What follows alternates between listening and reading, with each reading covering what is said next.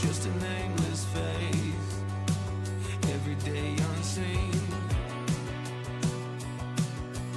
hiding in the shadows of a world so mean, a forgotten soul, living in a world so cold, a silent scream from a story untold, in the quiet of the night you're walking, through the shadows of a world forgotten.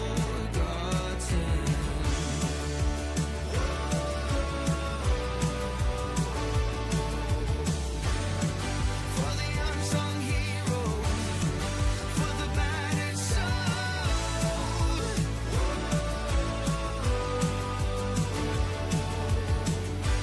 find your way to the light.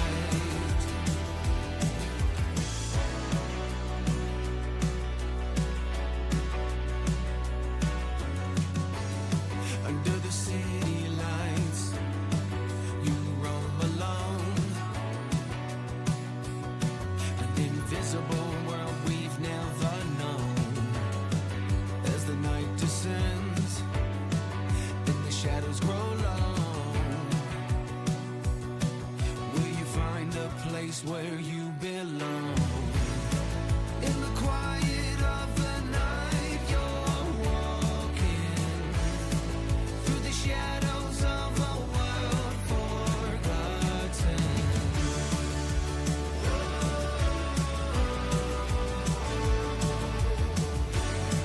For the unsung heroes, for the battered souls,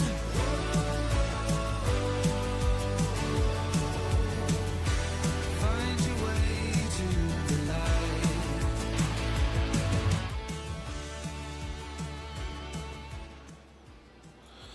Good evening, everybody. Welcome back to Kinlaig. We're here. We're back at the farm. We're doing good. We got audio. We got video. We got some game stuff going on. Welcome in, everybody. Welcome in, Simple B. Good to have you here, buddy. Yep, we're back at, there's Grandpa. That's all we're going to say about that. Make sure to give Romeo his daily stream dose of food. And I'm just getting a little bit acclimated with what we had going on the farm from the last episode. We'll just come on down to our fluffy cows, take a quick peek at what they're doing. They're looking pretty good. They're full up on food. Water's a little short, but they're doing all right. And I noticed something a little interesting. And for some reason, I don't know what happened. In fact, let's go ahead and grab our tractor just so that I can show you what's going on. Oh, let's see. There it is. The favorite. We got our wood chip sawmill going. It's full on its wood and wood chips. We got the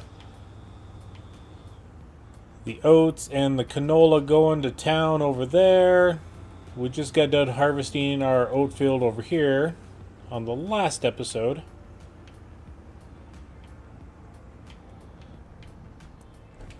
But before we do anything, I swore they had food at the last episode.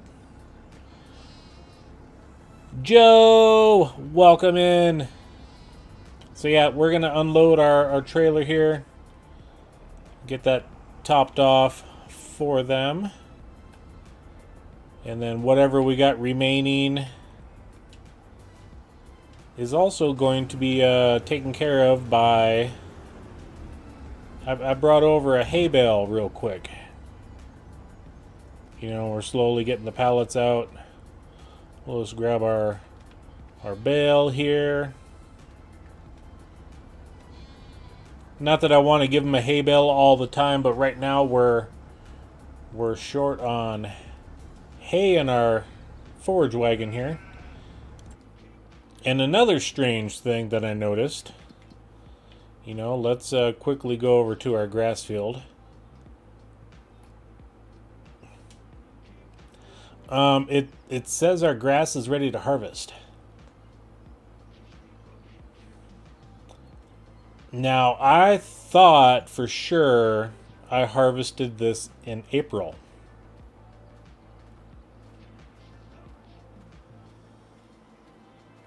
I thought for sure I harvested it in April.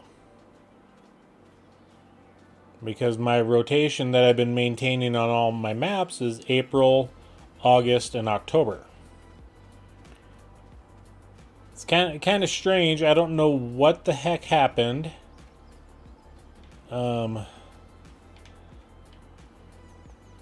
Could have been a technical glitch when I want to say last week, late last week, we had the update for the game. Was it last week? It used to be harvested every 2 months, but it would say stage 3 of 4. And I've been on a every 3-month rotation since one of the updates. So I want to say, I can't remember if Giants had an update last week for the game. They could have. Maybe I forgot to do it. I don't know. But, you know, we're going to wait until August like we normally do. The downfall is in August is our time to produce silage bales.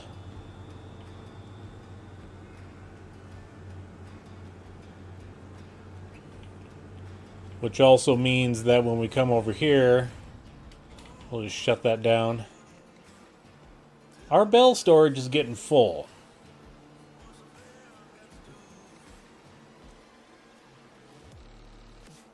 Hey, thank you. My math was off. Thank you. Thank you. I honestly mean that. Thank you. Yeah, April, May, June, July, August, September. Yeah, for some reason my math got off there. So yeah, that is, I guess that is one of the things that we got to do this month as well. So,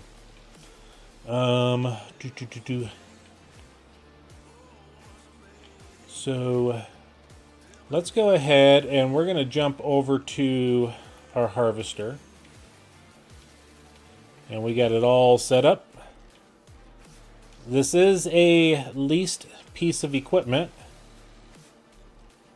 We are renting it for the harvesting that we had to do, and I'm actually enjoying this combine. It's working out quite splendid. I can't complain with how things are running. Let's make sure. Okay, we got the disabled straw swath. Perfect.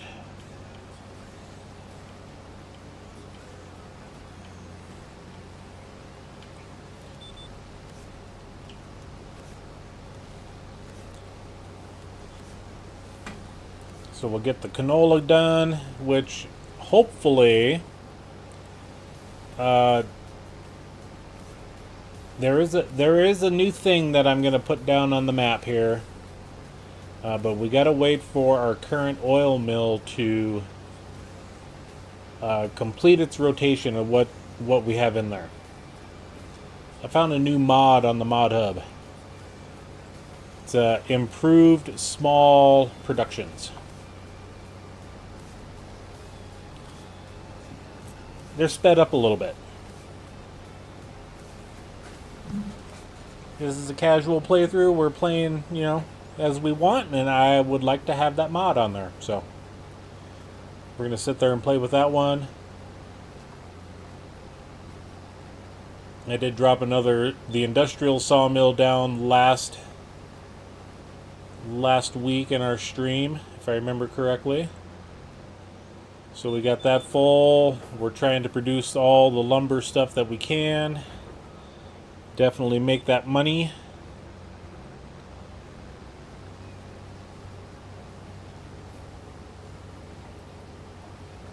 We gotta start now working on our getting to the point, and now things are coming back, you know, as I'm talking through all of this. I did a little thing with the equipment dealer. That's the reason why I put down all the production stuff. Is they're looking around the area for this particular harvester for us. So I need to make sure I have the funds available when it comes to it.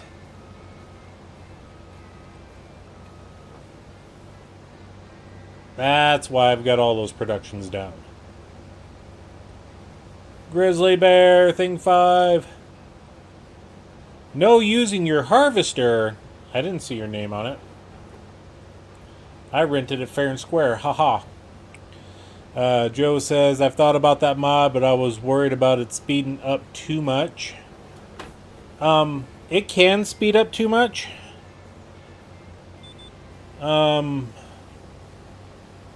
I'm testing the small lumber, the small sawmill. There we go, on another playthrough. Okay, so I just thought about that mod, but I was worried about it speeding up too much. Been too lazy to try it out myself, so I'll wait and see what it does for you. Yeah, hey, I'm all about testing mods. I love jumping in, playing with different mods. There was a couple that I had for a while on my first ever playthrough. The vegetable factory will definitely mess up your game if you're using the wood chip sawmill. I had on that map, I had 2 or 3 of the wood chip sawmills placed, you know, strategically around the map for doing stuff. Or what? No, it was the artisanal chip factory. I think it was the combination of those 3, and it totally borked my wood chip sawmill. Like, just I couldn't access it. I couldn't do anything. So you got to be careful when you're playing with different mods like that. It could totally disrupt current production that you got on the map. Well, it's not a big combine there, Simple B. The one I rented was the smallest of the 3 options. I just put the large grain tank on it is all I did.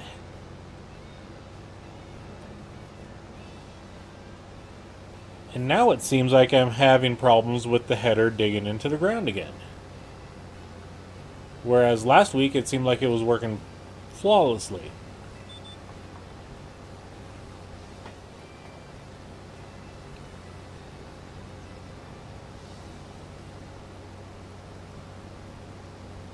Yeah, those RPMs got maxed out there. Holy, what is going on? Wheel slippage. All sorts of fun stuff. Spring needs to get here for this guy. I've had nice teaser with 3 nice days in a row, but no winter will show its ugly head again. I wish we had bigger pull type carrot harvesters. I ain't paying $600,000 for 4 rows. Yeah. It sure does. It had to drive in snow last night this stupid winter. Yep. Yeah, the best mod for doing vegetables is the Colossus root harvester. Not gonna lie, that's the absolute best mod. I mean, am I using the wrong header, Grizz? This is the Fendt header.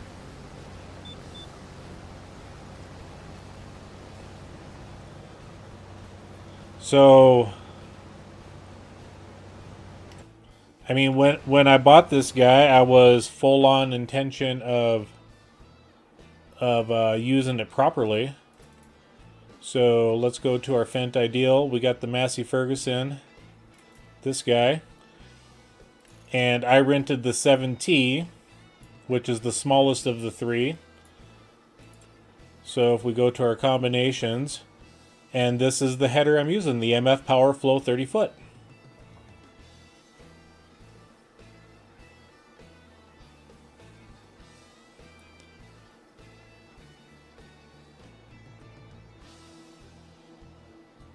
So I don't know why it's messing up. Last week it worked flawlessly.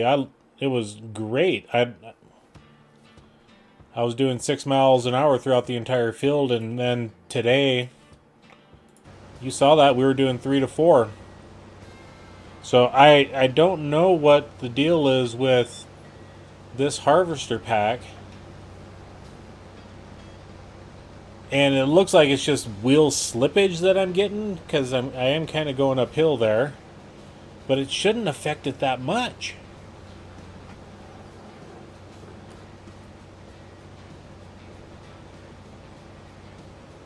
Because I've got that reverse just hammered down.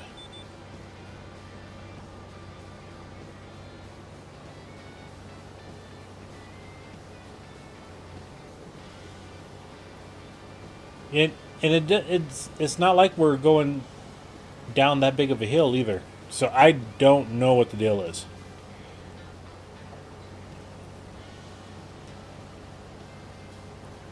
Yeah, I totally agree with you there, Joe. Veggies are too much of a pain in the butt without mods. Yep. And the unfortunate thing is the Ropa harvester that the Giants came out for base game and the mod, they're $600,000 each.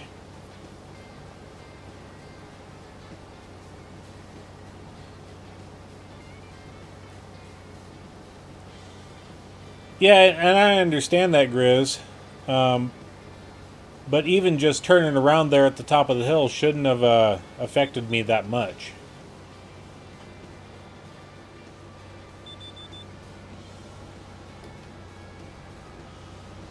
Because I've got the brake pedals smashed. We should be picking up speed better.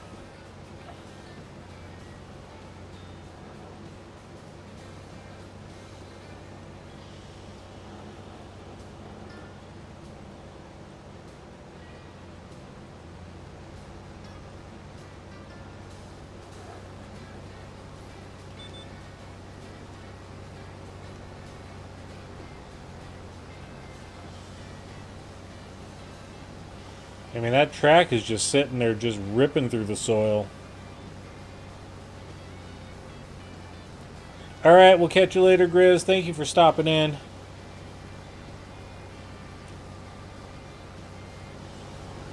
Yep, just the good old Ideal 7T. Massey Ferguson edition.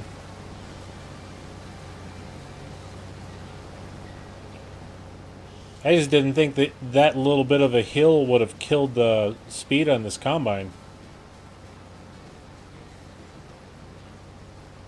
I don't remember having our old Massey Ferguson struggle that much,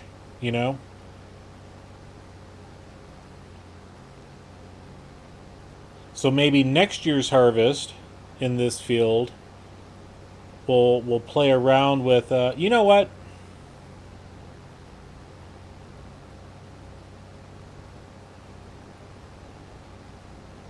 We're going to do something. We're going to test a theory tonight.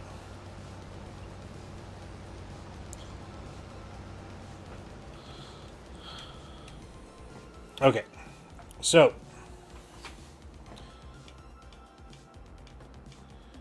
we need to go to our semi here.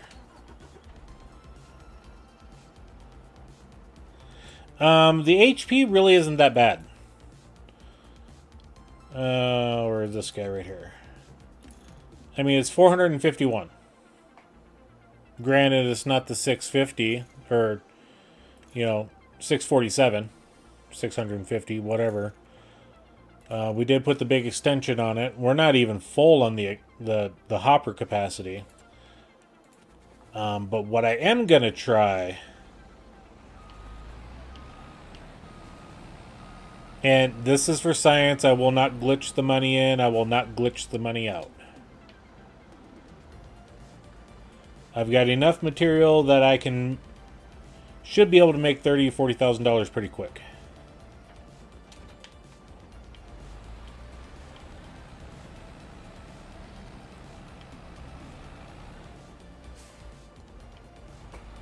Get a little further ahead. We're going to rent a different combine. We're going to rent one that's got the same capacity for the horsepower, the same header width.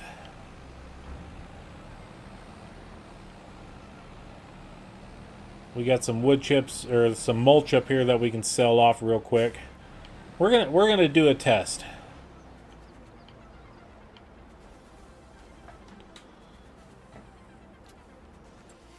I think I got like 50,000 liters of production in here. Let's double check. Yeah, 54,000 liters.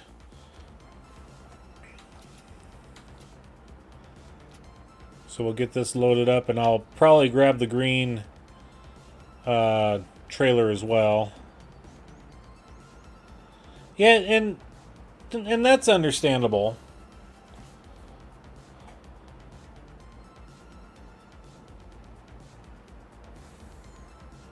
Don't get me wrong. I get it. Horsepower is key. You go to Judith Plains, Montana map, and you need the max horsepower on all the stuff.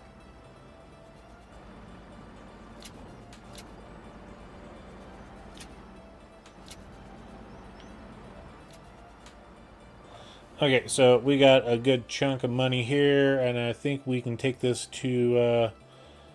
let's just check anyone... Red mulch. Yeah,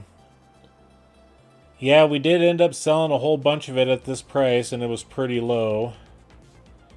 383, the Big Farmer's Kiosk. Okay.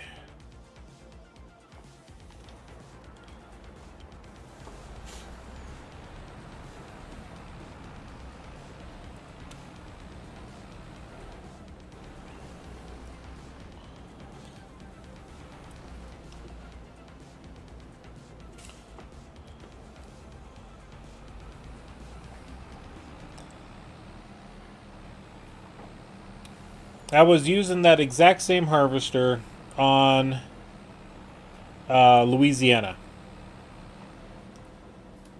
But it was the 9T variation. I rented, or not rented, I bought the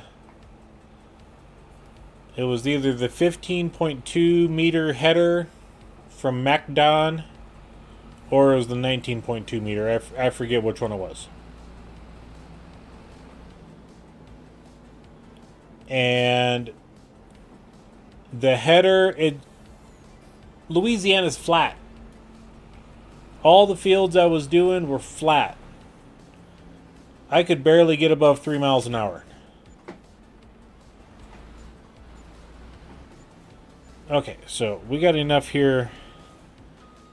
We'll just shut that off. So let's go to the John Deere S7. If we... Okay, that one's got too much horsepower, so let's find... That's 449. Yeah, the case axial flow 7150 is about the same size as the 7. So the customized combinations here, and in fact, I think we'll just grab the that's 8.5 meter, 6 meter. Let's go to this guy.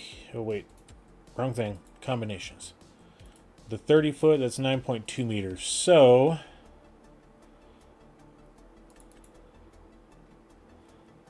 yeah, I think that axial flow is going to be the best.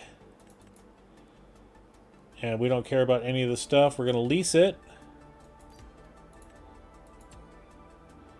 And then we're going to go to our headers, and we're going to find a... We can use the... Because I was looking for a case header to match it. But we could use that ideal header that's on there. I think that's what we'll do. We're going to see how well this thing reacts going up the hill.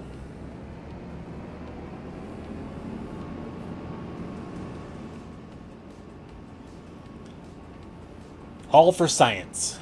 All for science.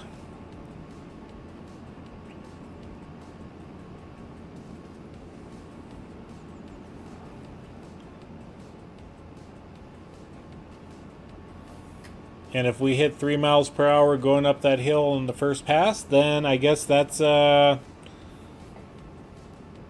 us, you know, we just have to deal with it.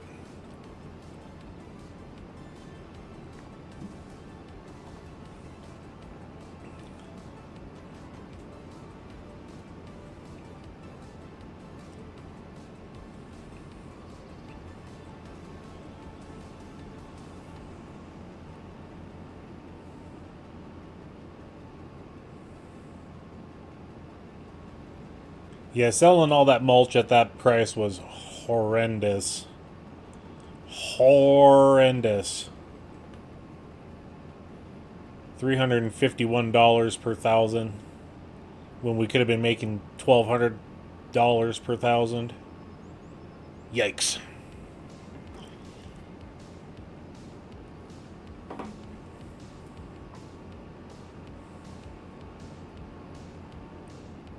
But that's what happens when we need the money for doing a project.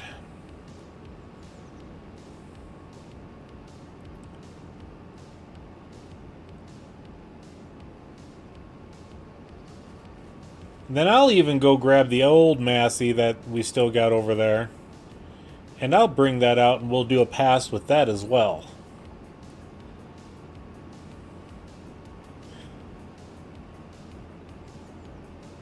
Yeah, and I have quite literally done that on this game in a field.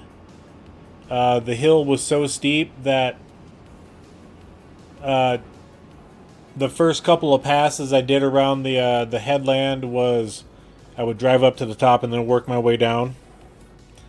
And then later on, I got to the point where I was doing it crossways.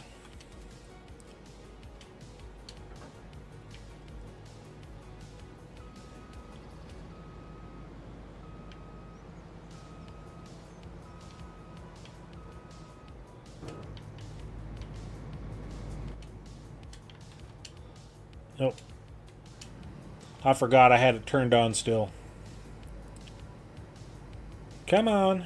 There we go.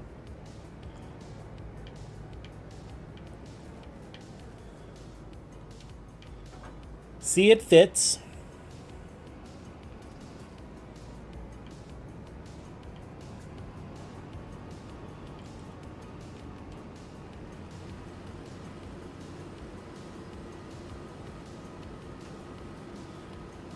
Yeah, well, like I said, we'll even go grab the old Massey and bring it over here and do a little trial run.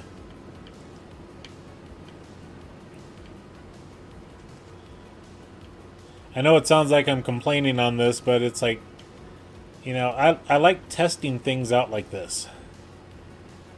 So let's make sure we got the steering assist. Okay.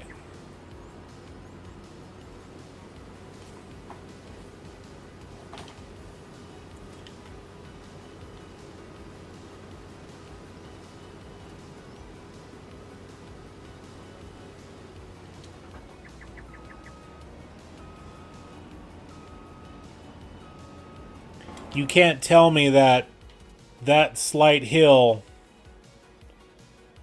same horsepower range,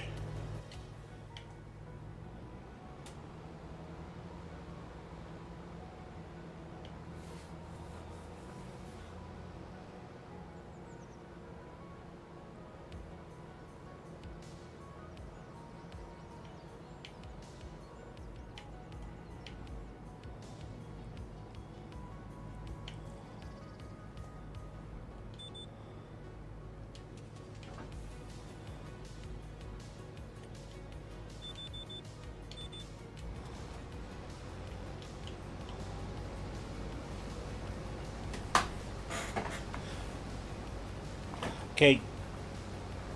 You guys tell me what's going on here.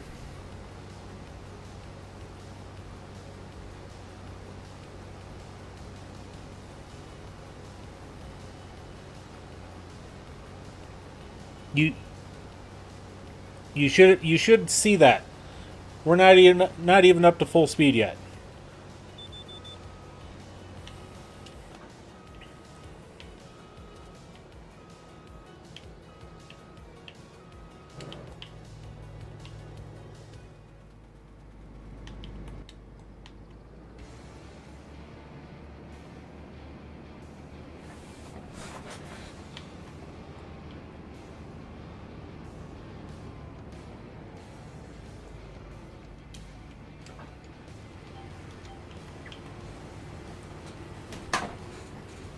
There's something wrong with that ideal.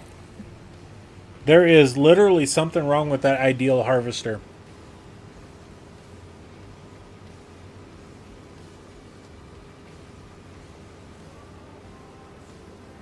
Same horsepower rating. Yeah, exactly there, John. 449 horsepower. And we got this guy right here. 451. What? If we go to BKT, everything is crawler track. Is it the tracks?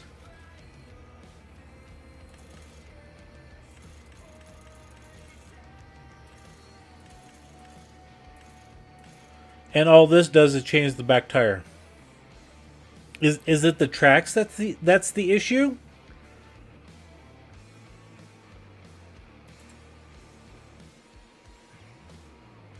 I honestly don't understand what in the world is causing this harvester to act like it is.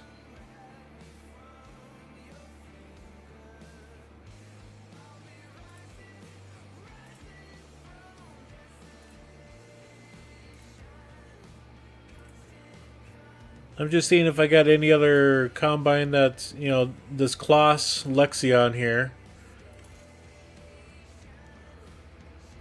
We could set it up with the 590. That's going to be...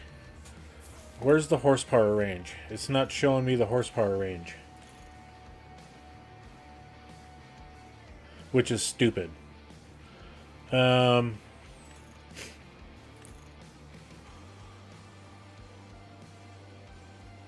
Yeah. I was excited to use the Ideal. I really will. Or the Fendt. Fendt Ideal. Yeah.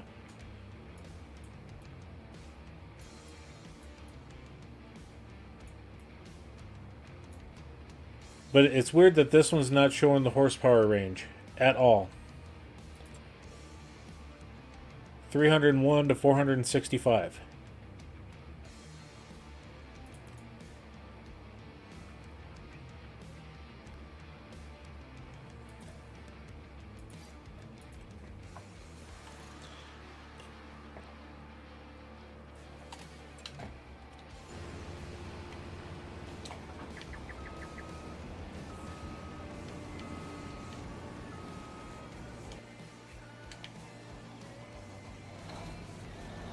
I'm gonna burn through all my money again.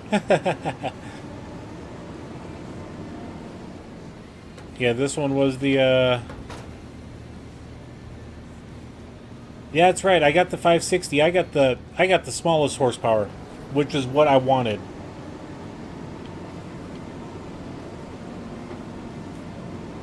It's exactly what I wanted with this guy, was the smallest horsepower.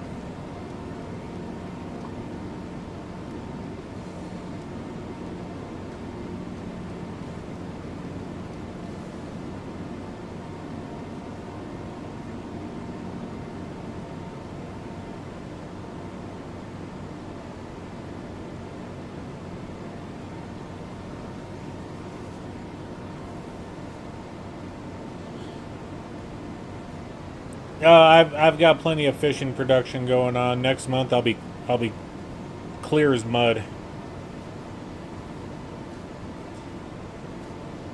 this is a playthrough that I'm not worried about it. If we go negative, we go negative. You know, we sell stuff to get it back in the positive. So, yeah, like I said, I last episode we just bought the offshore aquaculture. The episode before that, we got the onshore fish breeding greenhouse. If you so want to say that, because it kind of looks like a greenhouse. So we're just getting into that fish production.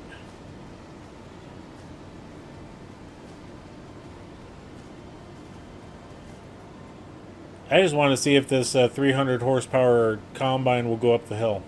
That's all I'm doing. Because if this will go up the hill doing 6 miles an hour, then I'm not going with the ideal.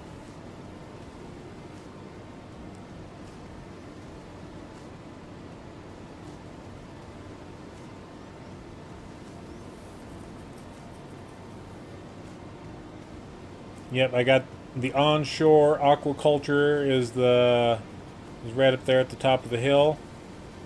Excuse me, the bus. And then we do have the offshore going. So yeah, we just got into fish production, so we haven't seen the turnaround on it yet.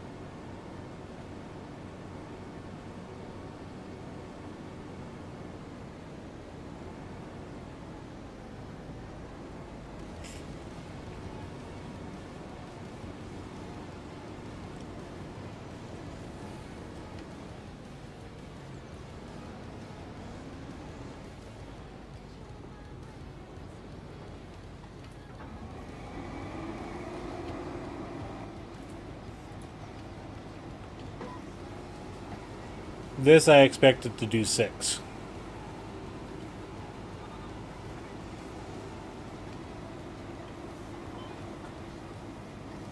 Let it unload. There we go. Okay.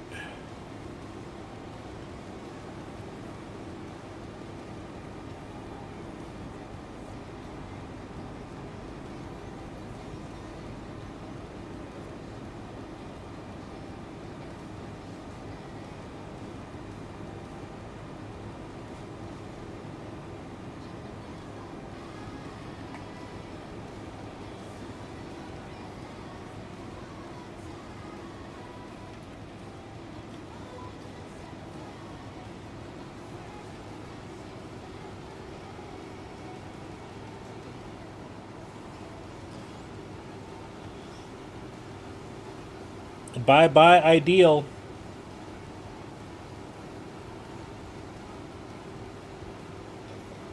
We have just absolutely blown that ideal out of the water.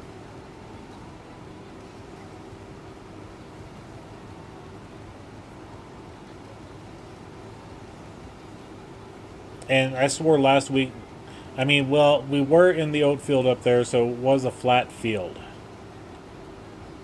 And we didn't have a lick of problems with it. So now that we're on a field that's got a little bit of a hill,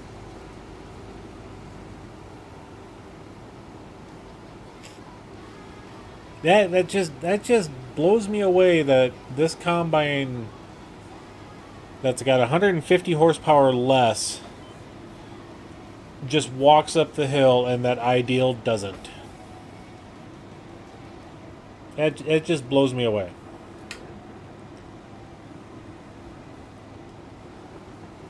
I suppose since we rented it, we just will get our money's worth out of it.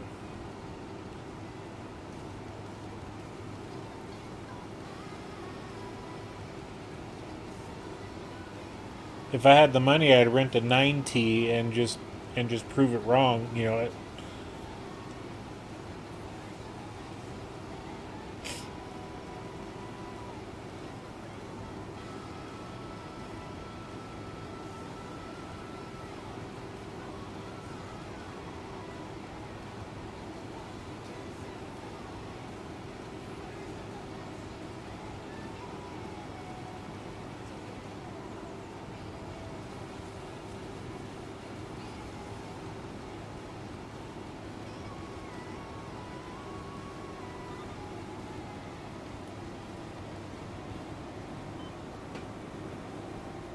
okay, we're gonna get crazy here.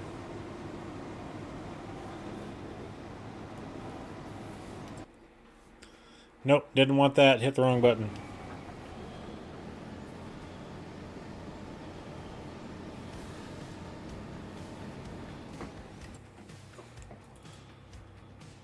Okay, the Fant Massey Ideal 9T. How much is it to lease?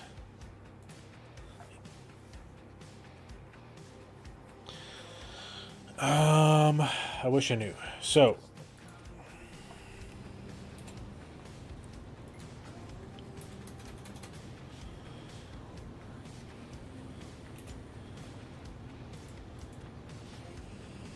and then let's go back here.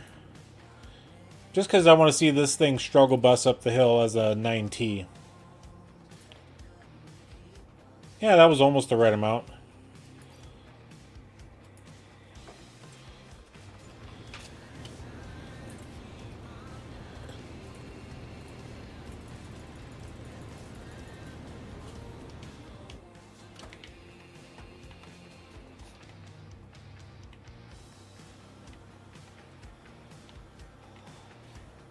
Did I not turn it on? I did not.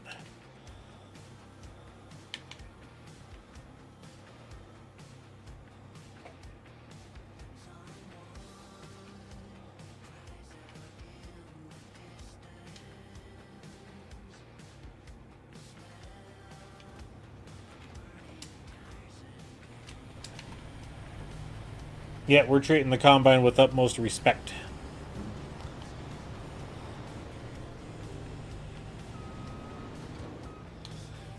Just because I want to see a struggle bus.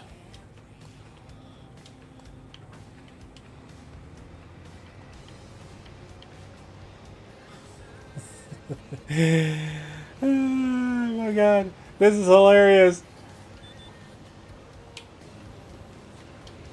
This is hilarious.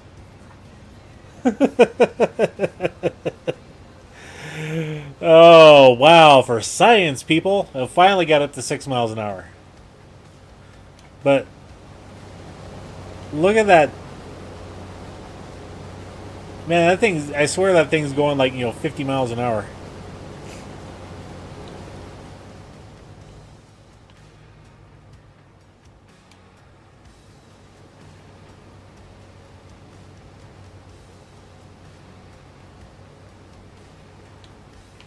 But if you saw how we started off, it was at like, 4 miles an hour for the first 50 feet. Yeah, and I didn't have to worry about it too much, but for me, it's just, I just wanted to see, the smallest ideal header with the largest combine. What could go wrong,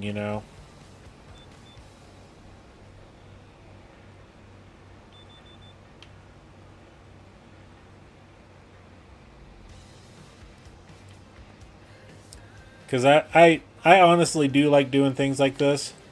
Just to show issues with the mods and things like that. Yeah, one of the things I've figured out over the years of playing FS is don't worry about the little stuff. There are several issues with the game that can be aggravating. Yeah, and oh, I get that. I have been playing Bethesda titles since Skyrim. So I know all about issues in games. Fallout 4, Fallout 3, Fallout New Vegas, Starfield, the four-letter word that nobody likes to talk about for a game. Oh, and I'm playing the game too, you know. There's things that drive me nuts, but I deal with it. I have issues with mods, but I deal with it. And I swore I saw an update for the Ideal Pack. And I don't know if people sit there have, you know, submitted a bug report to the mod author on this. So I'm gonna do a little research over, you know, the next week or so and write the author and be like, hey, why does your combine do this? A slight hill and it struggles, you know. I did that with I don't even know if I have that truck put in here.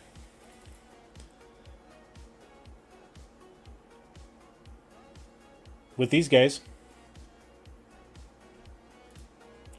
Those two are the same mod author. And do I have them on here? Yeah, that guy and that guy. Well, no, wait, that guy's different. That one's a roughneck. But yeah, I've got issues with the Chevy Silver pickups. All four of them. And I've written a detailed note to the mod author explaining the issues that I have found with the trucks, all of them. I have recorded a video on it that I won't release until I deem necessary. Just for it's, you know, it's one of those things. Everybody's got issues with certain mods, and mine just happened to be the Chevy Silvers and the Ideals.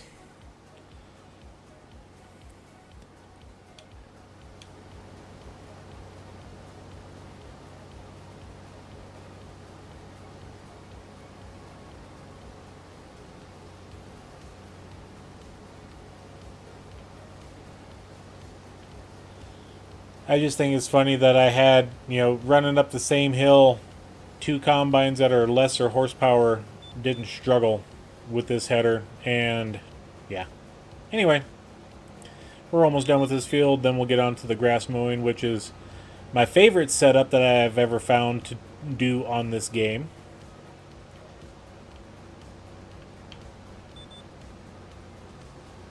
But I don't have to worry about tedding because we're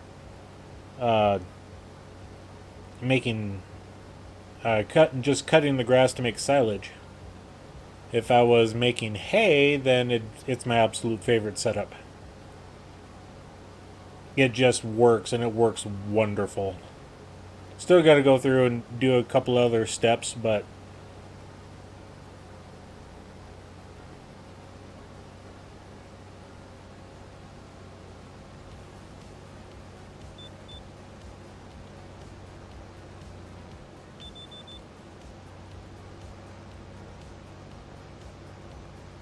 and we do have crop destruction turned on, so I got to make sure to not run over my field.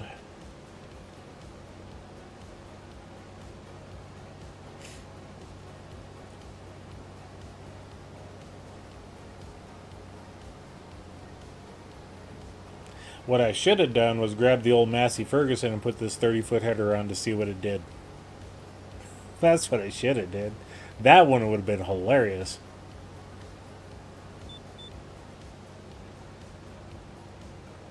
Harvester doesn't have the horsepower requirement of the header.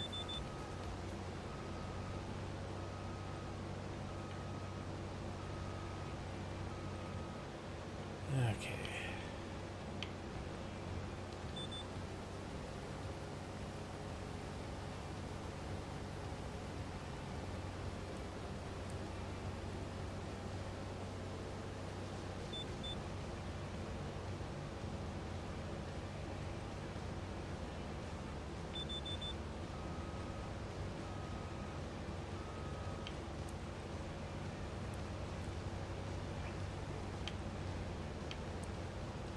And we still got to come back and bale all this stuff too.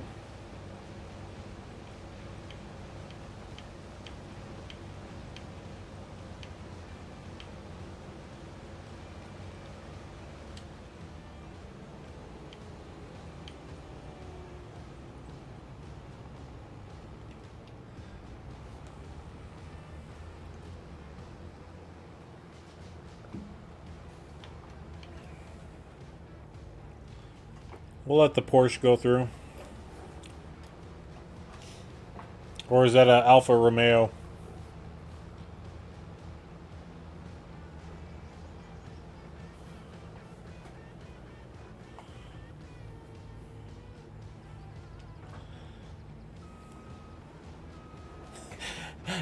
And I forgot about that.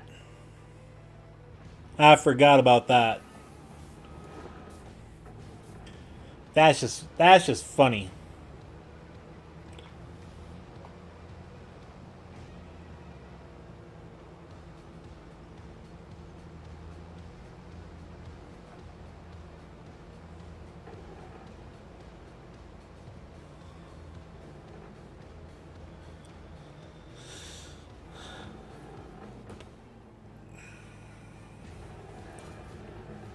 I'm lazy when it comes to hay and silage. I usually just use a production mod that makes grass into either one of those.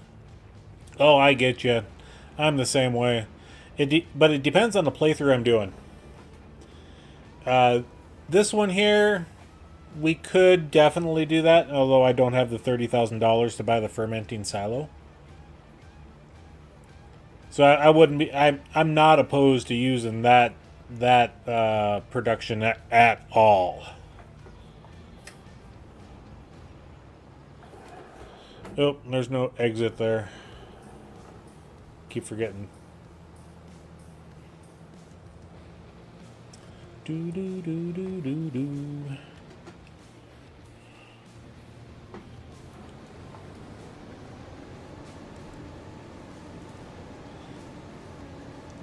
And you definitely have the years of experience on me. I've only been playing this game since 25.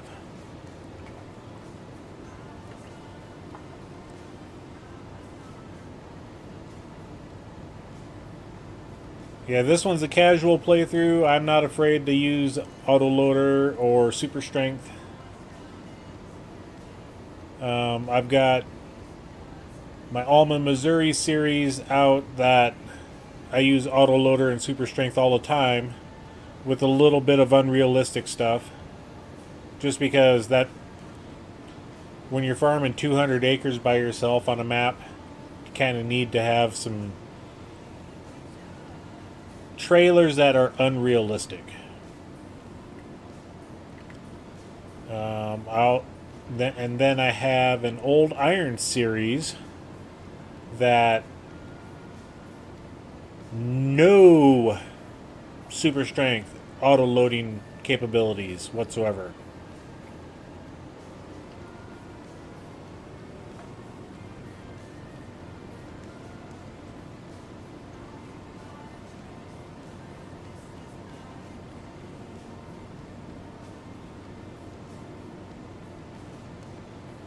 And then by far my two other favorites, Paligny and Waseca County.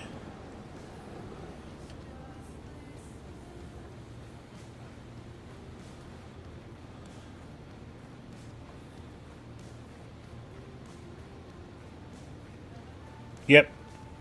Totally agree. Totally agree about auto loading. Everybody needs universal autoloader.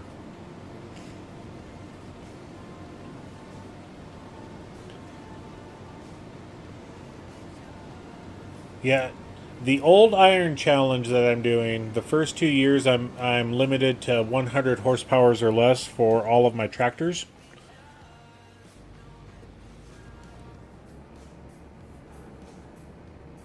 So that one's a bit interesting. The map that I chose I thought would be a great map, and it's turned out to be a gigantic cluster F. But no matter what, I'm gonna struggle through it. There's some definite issues on that map that I've had, and you'll see them in the series.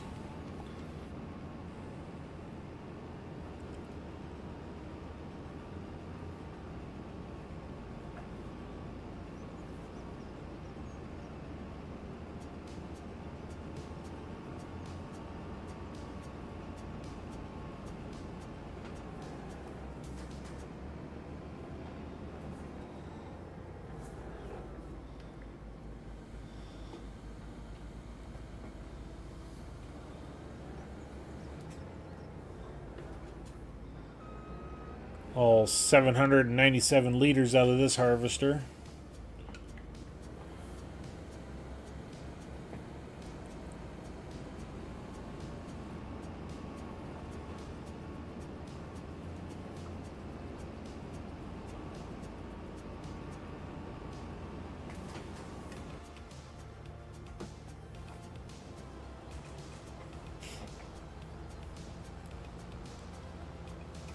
Yeah, Waseca County and Palanier are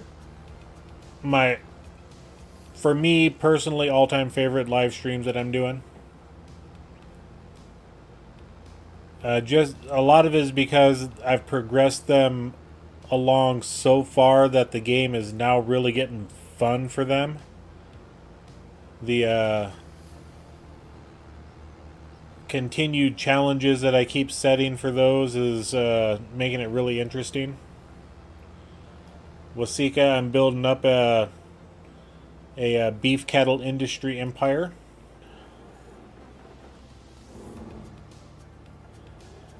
Palanier, I'm doing a buffalo and goat milk production empire.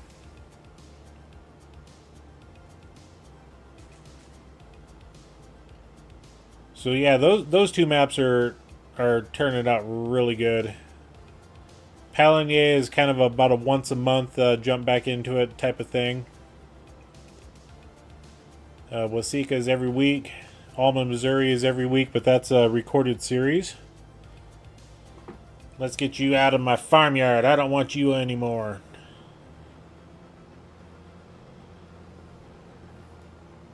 There's a Tom Petty song that comes to mind. Don't come around here no more. Hey! Yeah, we'll just crash you into that. Sure, get out. Let's turn off our flight modes.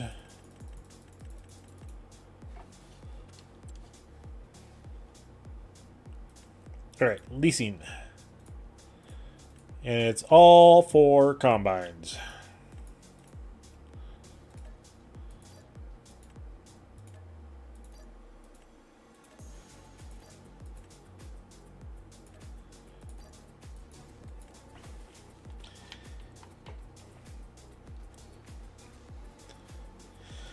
And I'm probably going to end up selling this header as well. It's a situation that this trailer is supposed to be the right trailer for it.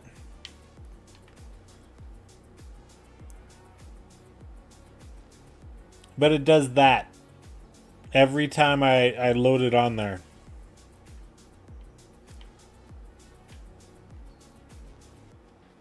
It for some strange reason, it's the recommended trailer. I don't know why. But it does not like sitting on there. So since I'm not going with the ideal version anymore, I've absolutely changed my mind on that. We're going to get rid of it. Alright. Now, see, where are we at? Let's go up here. The tractor's gone. Where'd it go?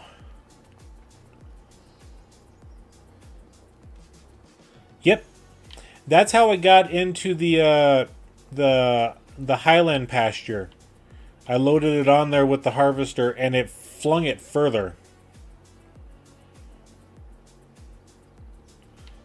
So I have no idea what's going on with that thing.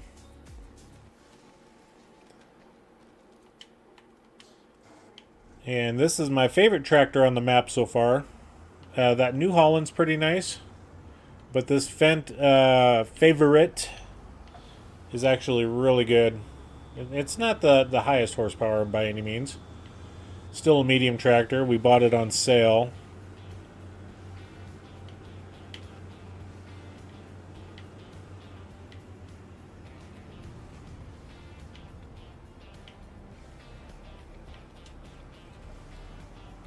But my mowing setup that I absolutely love to do is I'll put this tedder on the back of the mower, or on the back of the tractor.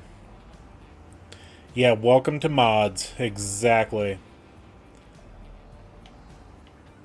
And why I'm doing that, I have no idea.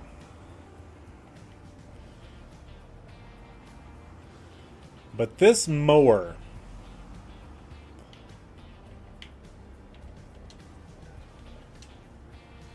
I hate the fact that I have to unfold it in order to stow it.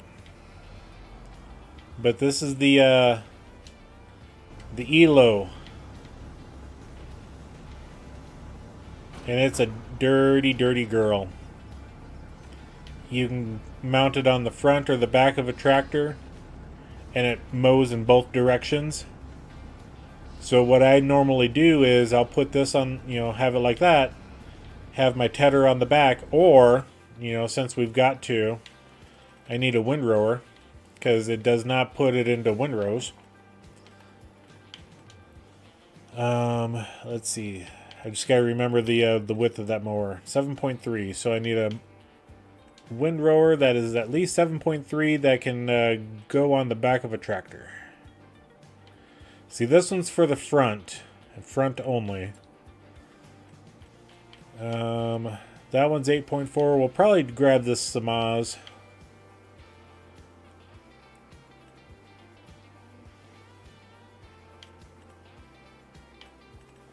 And I forget this. Yeah, this one can put it into the middle, I believe.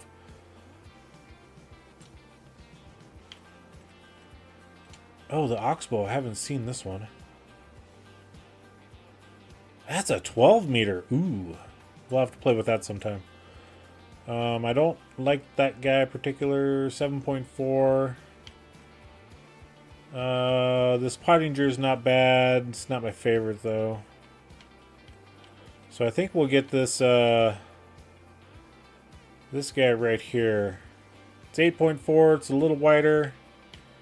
Yeah, we'll go ahead and lease this for $1,000.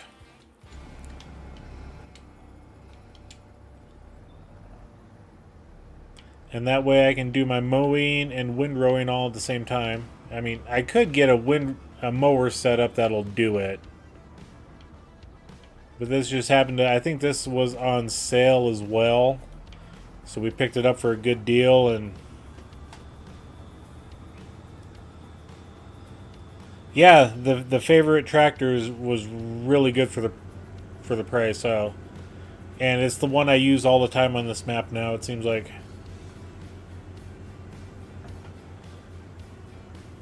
We've only got 3 tractors. The starting 2, which was the New Holland and the JCB. And both of them, I mean, they all work great, don't get me wrong. Unless, and I'm going to crash myself, I don't care. Unless it's this guy here, which was the worst decision I ever made on a map. Oh, ran into a mailbox. Nice. Yeah, don't ever buy a grapevine tractor, olive tractor for trying to do major field work. Just because it has the horsepower rating doesn't mean it's good. I tried to use it as a mowing setup, didn't work. I tried to use it as my windrowing setup, didn't work.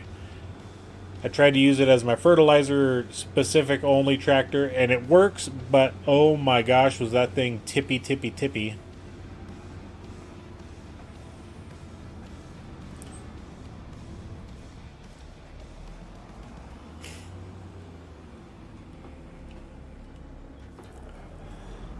There's a Bednar Batwing mower on the mod hub that does swaths. I think the Bednar that's in here does swaths too.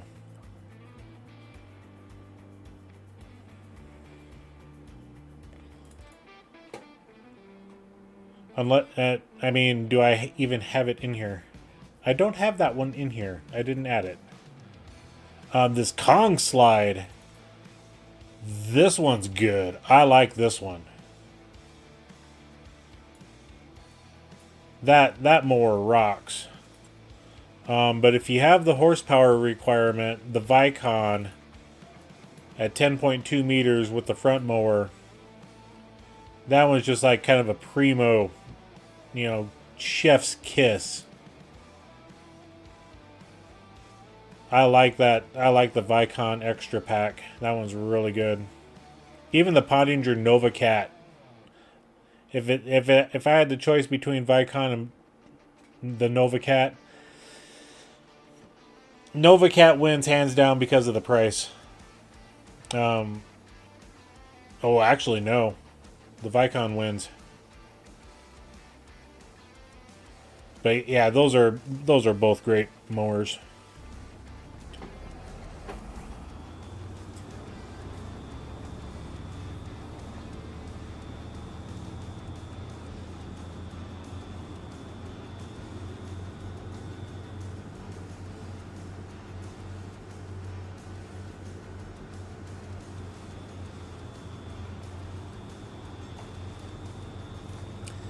I honestly have not used the Batwing.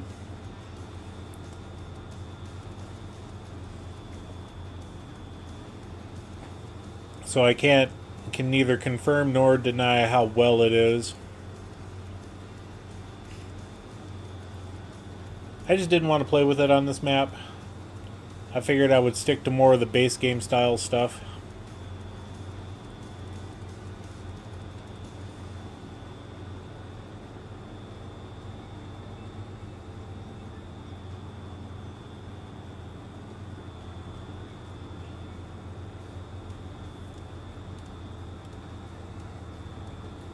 I've got to get some fuel in this tractor. Yikes.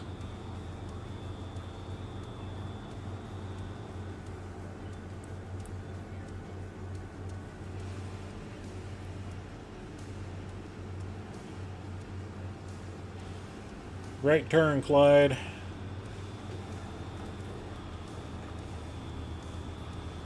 Okay, we'll go ahead and start unfolding this guy. Get that guy unfolded.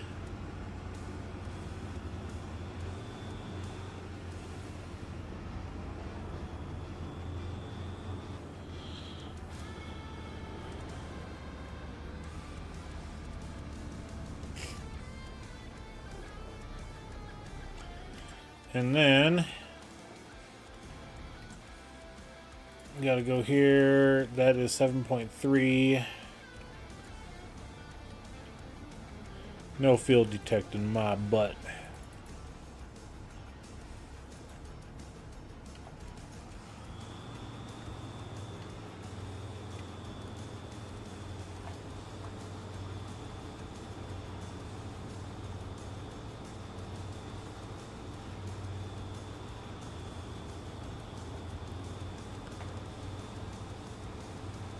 Pretty good, fairly low horsepower requirement and a decent width, yeah.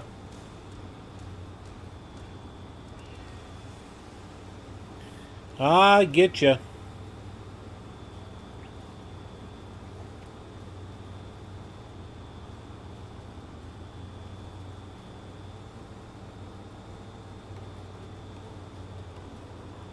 Yep, this is what I do with the when I'm doing the tedding. I'll mow in the front, ted in the back.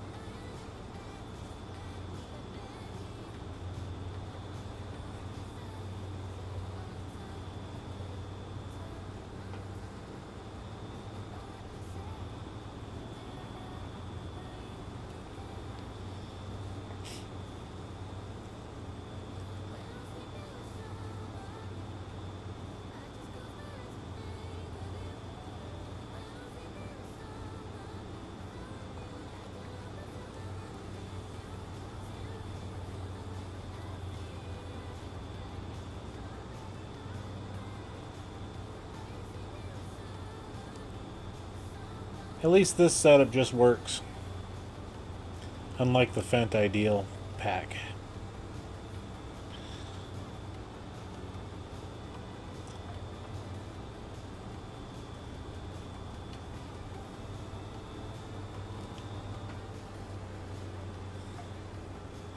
Oh, I didn't want to fold it up. Gosh darn it, I just wanted to raise it.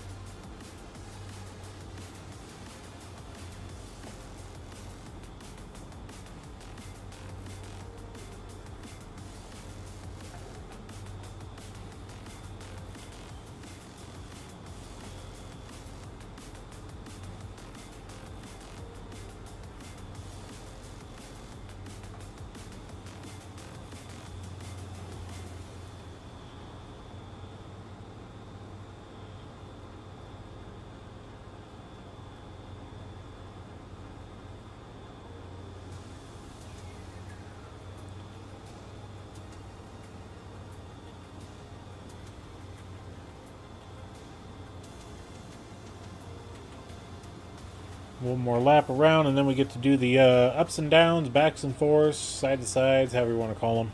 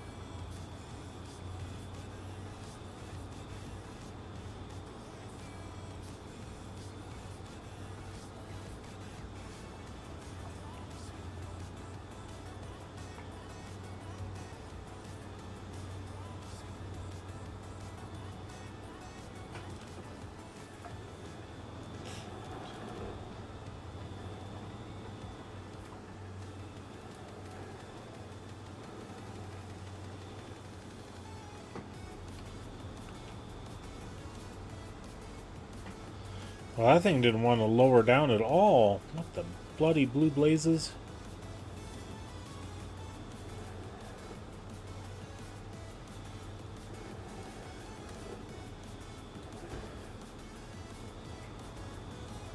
There we go.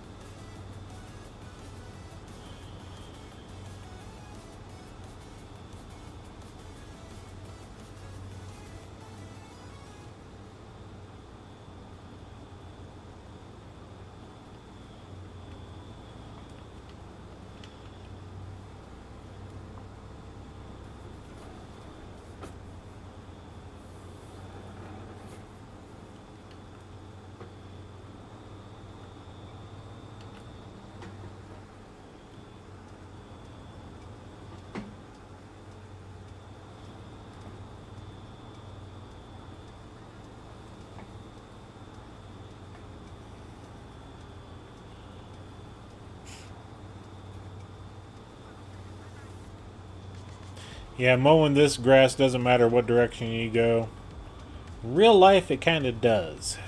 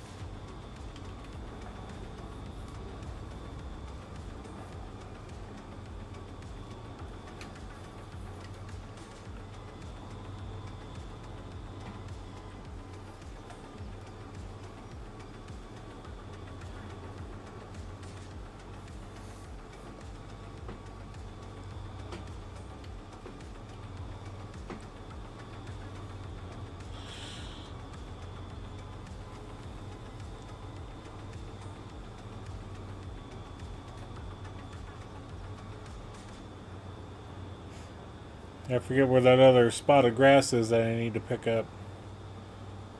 Might be up there.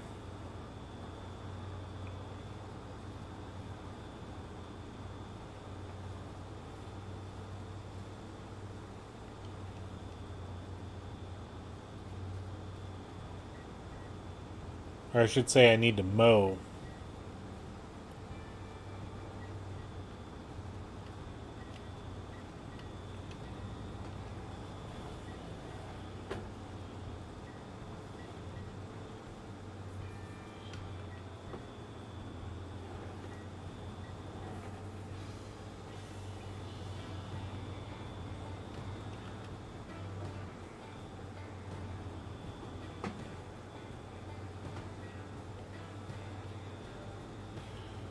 You're supposed to lower.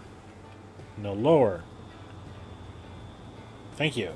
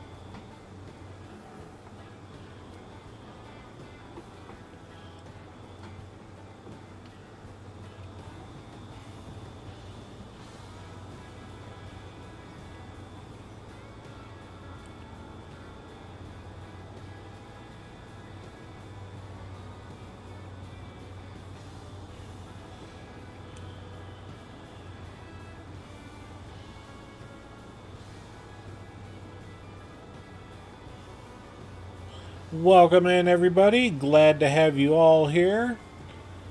Doing a little bit of mowing and soon to be baling on Kinlaig. We just got done with our oat and canola harvest.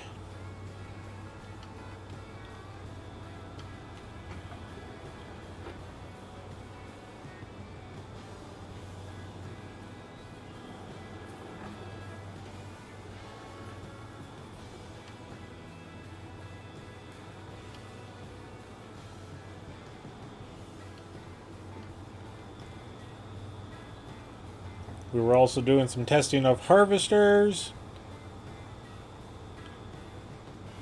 I may go back through the video and clip it, you know, or try to extract some of the harvesting shenanigan that we had.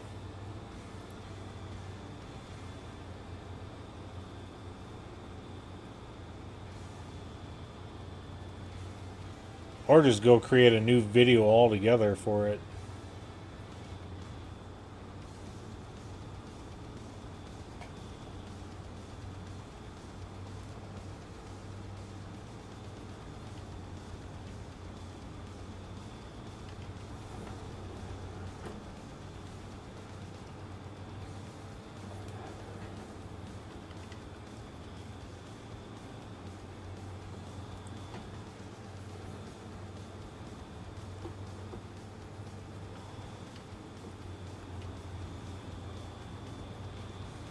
Last pass for the mower. If I can lock the GPS on.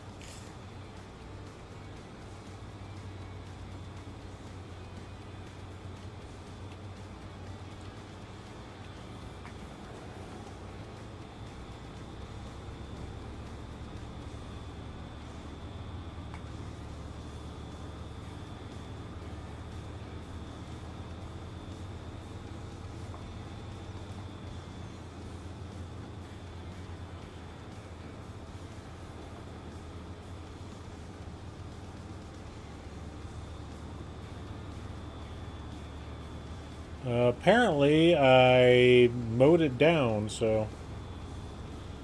Alright, so let's go ahead and fold... Turn that off. And we'll fold that up. Go grab the baler.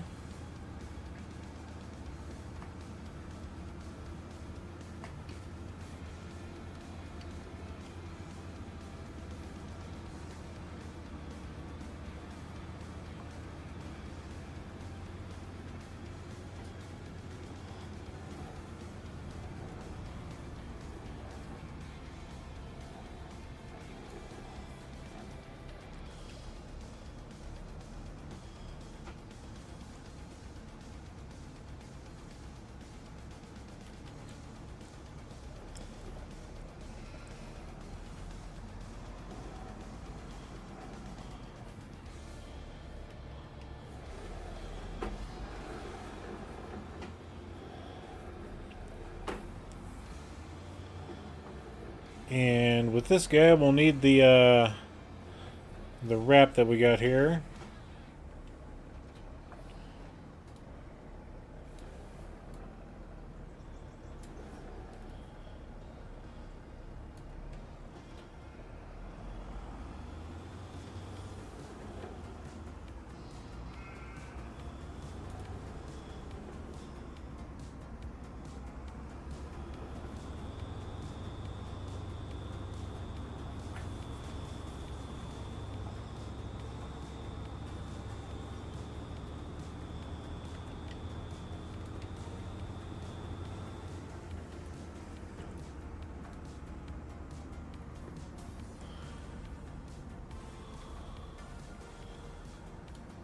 And let's go ahead and turn it off turn it to automatically.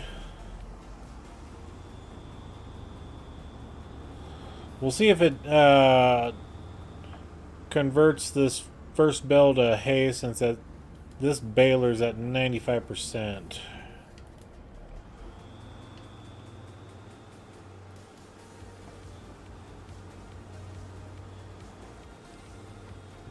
That it does. Cool. I still think I want to upgrade my baler sometime.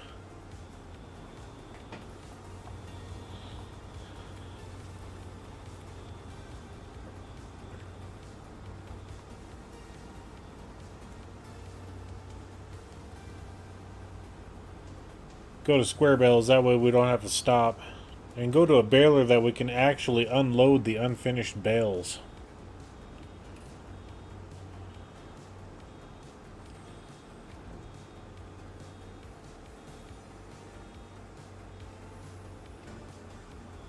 Oh, it was supposed to have wrapped it.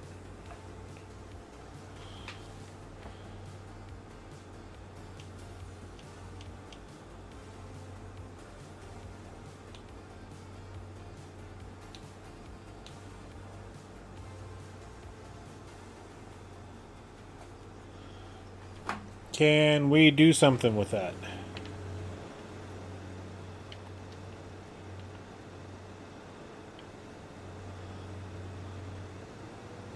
Ha ha ha ha! Cheat it!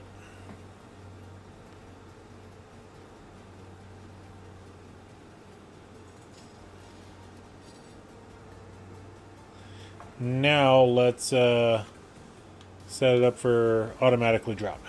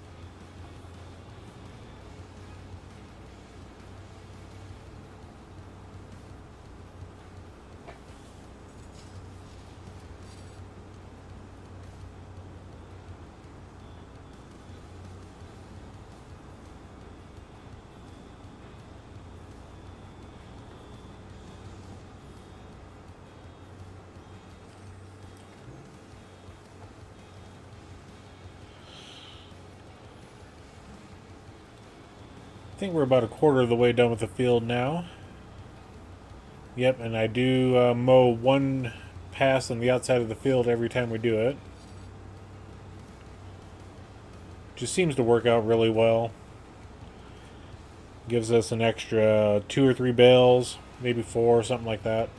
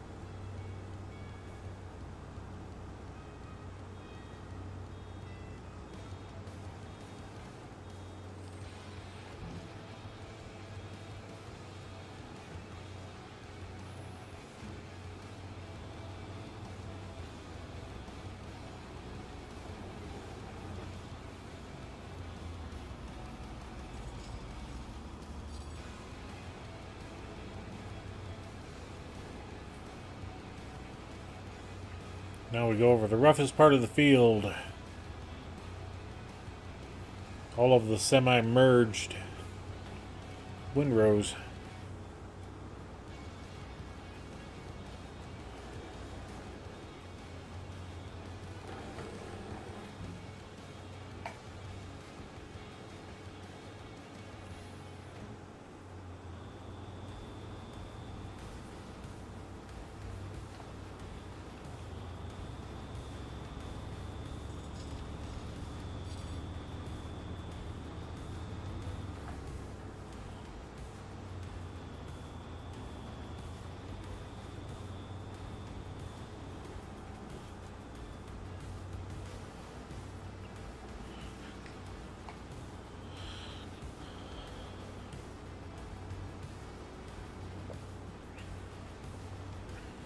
And we're going to get the harvesting done well before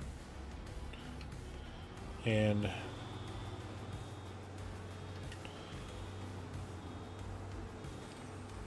Kato has stopped working. Of course, I hit the wrong button. Well before the hell starts at 1 p.m.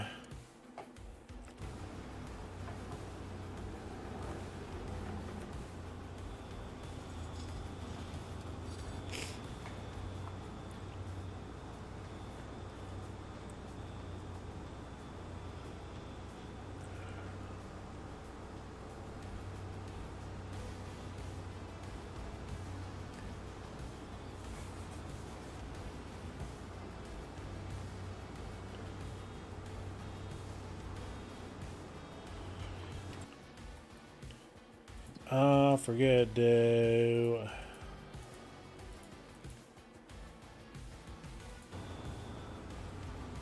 just can't remember if I bought bell wrap or not.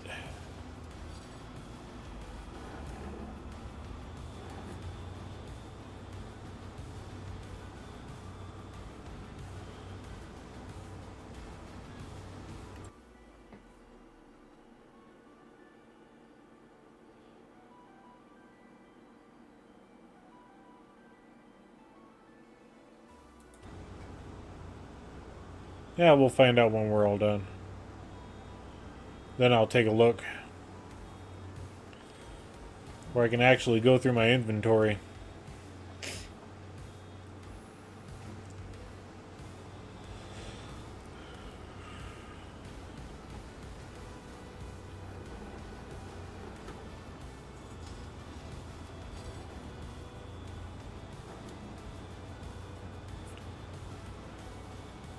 So far it's putting all the bells on the edge of the field, which is pretty nice.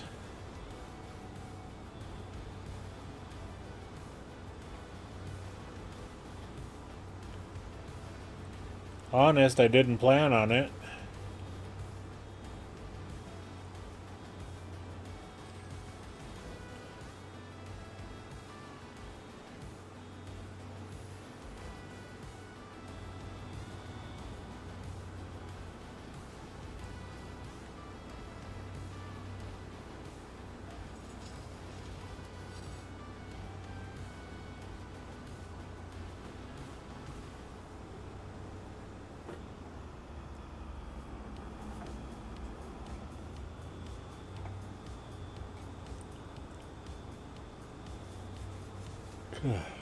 Excuse me.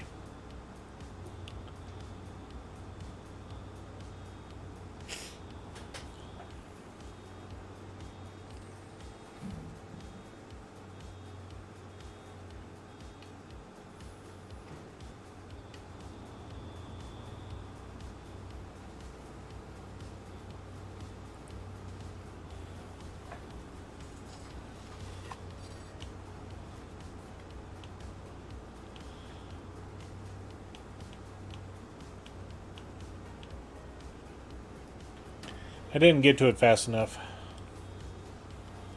Oh well. Looks like five passes left. 1, 2, 3, 4, 5.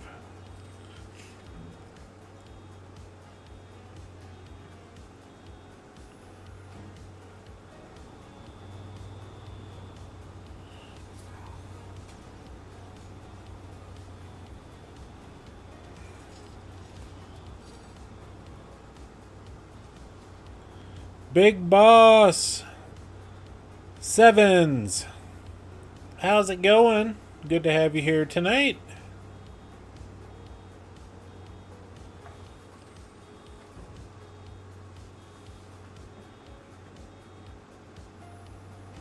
I'm sorry, Big Boss Evans, not Sevens. Big Boss Evans, welcome in.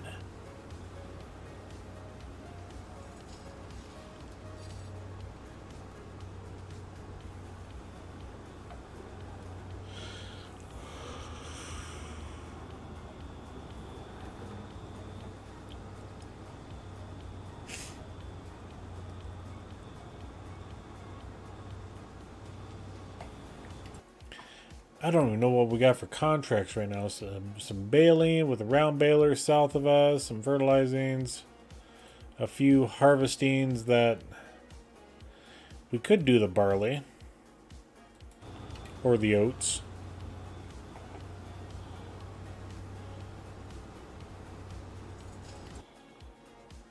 We could definitely do the plowing.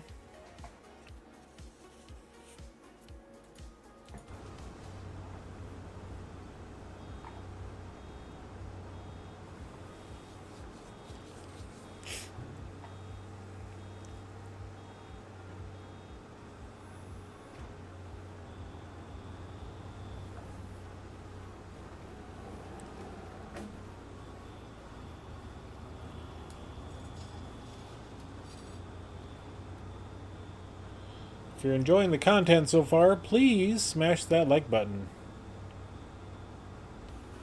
And if you want to watch any of the episodes that we have and want to continue to follow us, we got the subscribe as well.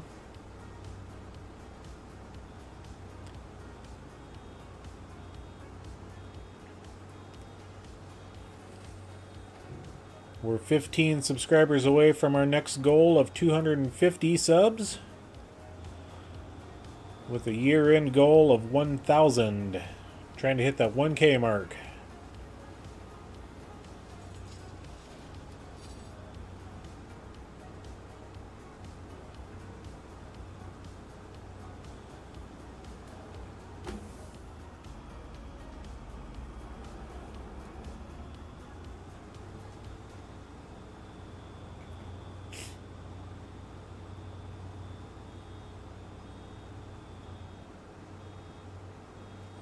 I'm gonna have to go get some fuel for this tractor when we're all done.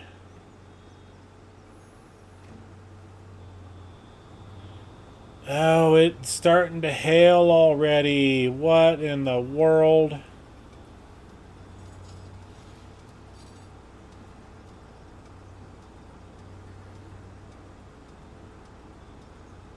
That's bogus. That's crap.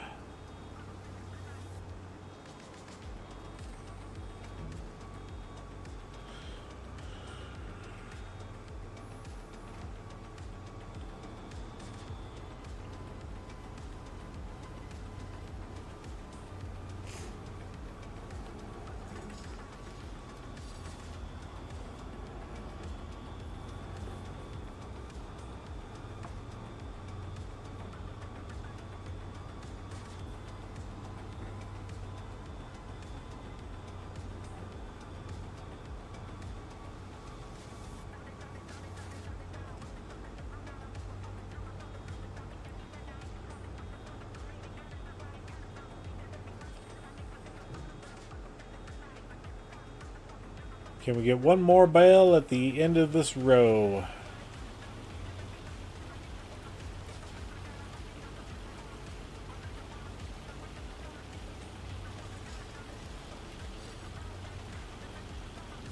Not quite.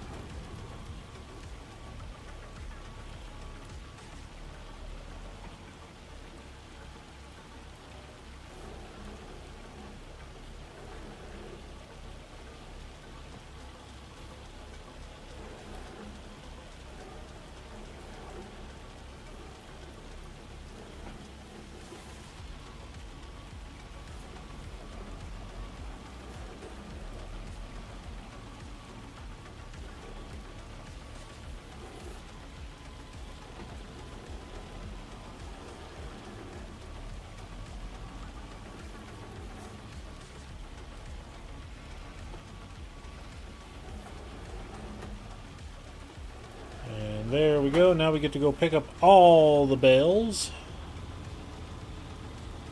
But not that one. That one's going to stay right there.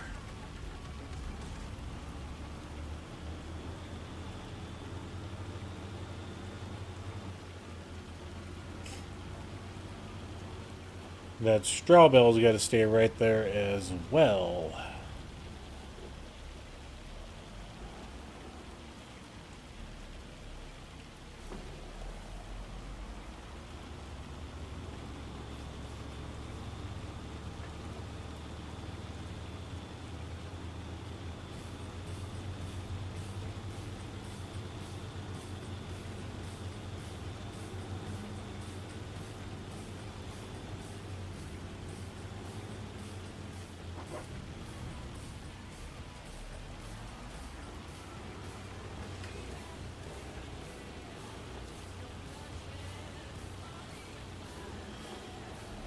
Forgot the corner.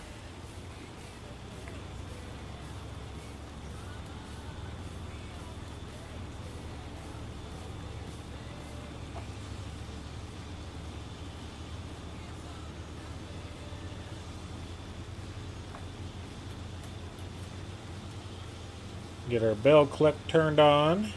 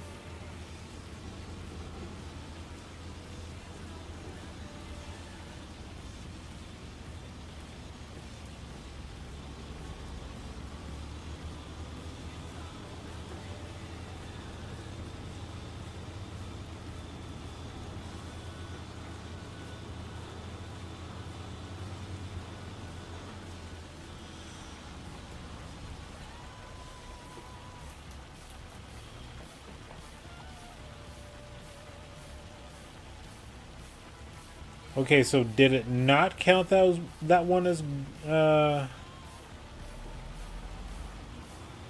hay? Apparently not.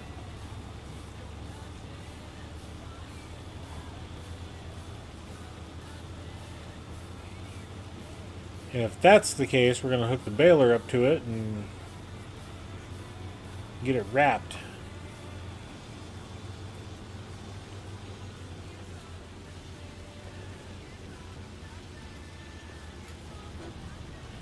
Crash Bandicoot.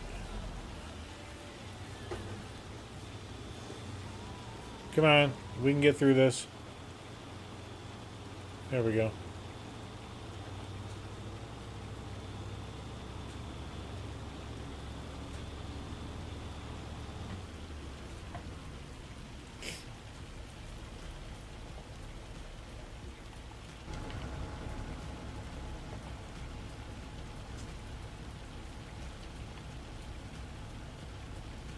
So it did convert it from hay to grass. Okay.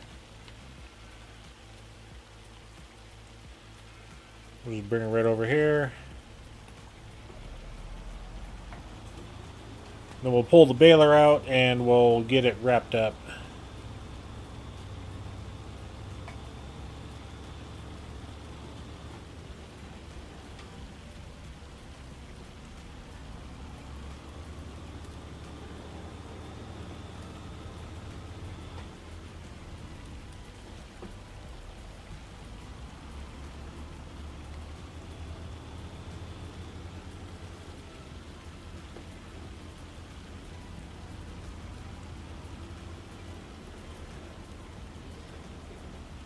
I forgot, we needed to bale up our straw.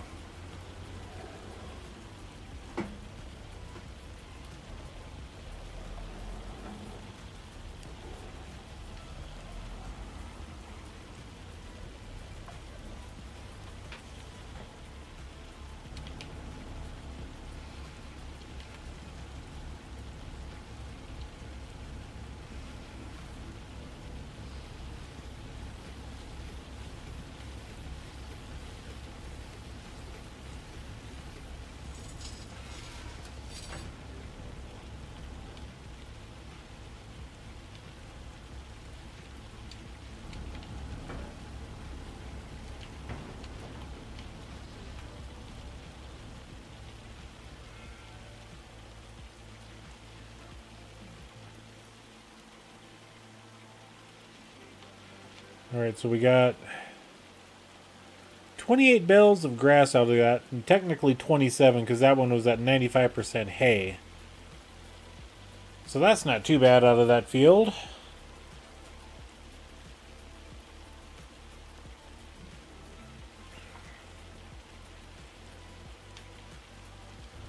That's not too shabby.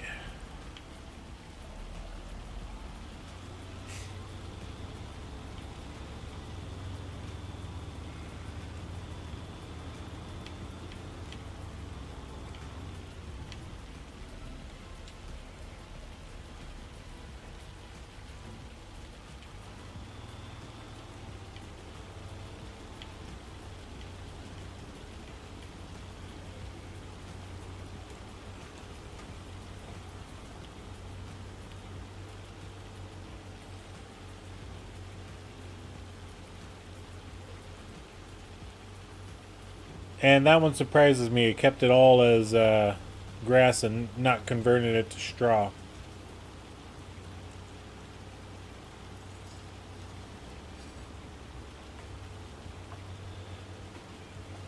And we're going to go ahead and drop it.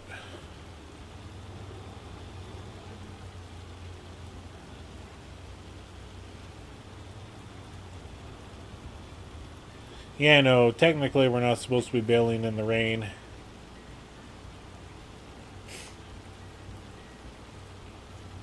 Technically.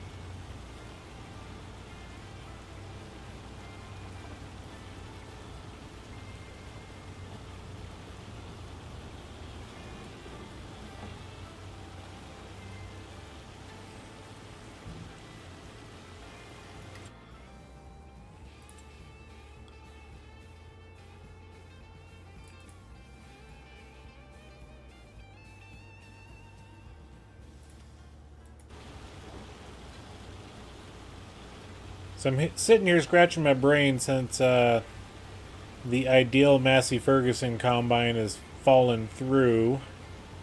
What do we go with next? I think we might go with Kloss.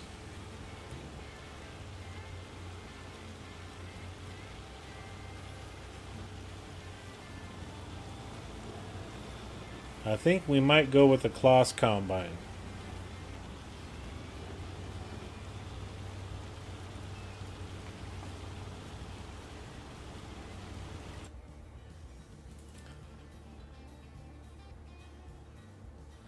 I'd love to go with like the Fent, but there's only the one version of it, which is basically the same size as the Massey that we got on the farm. So yeah, I think we're going to go with Kloss on this next purchase.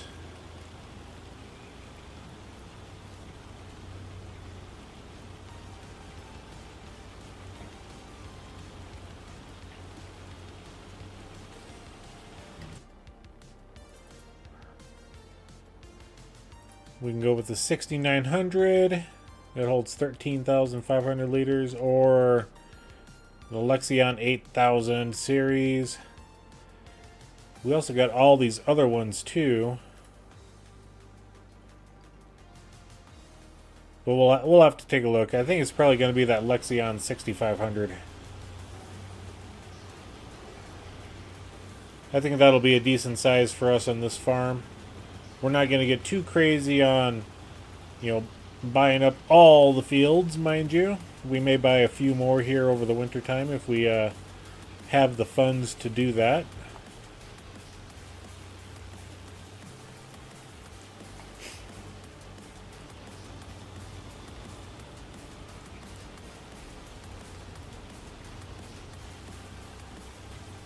Because one of the things that we need to make sure... Oh, wait, wrong button. Is, if we go to... Where's that? Fish Food Factory. So we can... We may plant everything in the springtime and make sunflower oil instead of canola. Which, I mean, wouldn't be bad. I definitely don't want to go rice or olives.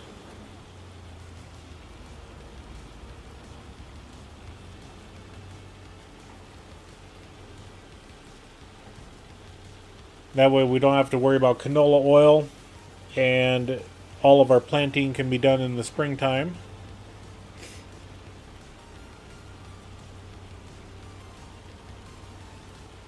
Then we can buy fields over the winter, get them prepped, and then have our oats for making the flour, sunflowers for making oil, and then soybeans for making the protein product. Just so we can make fish food. 3 different crops.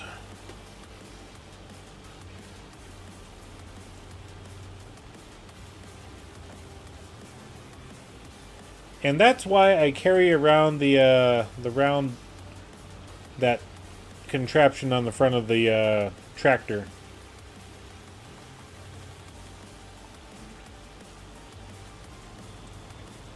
Because we're almost out of net. But we're close enough to the farm to go grab it.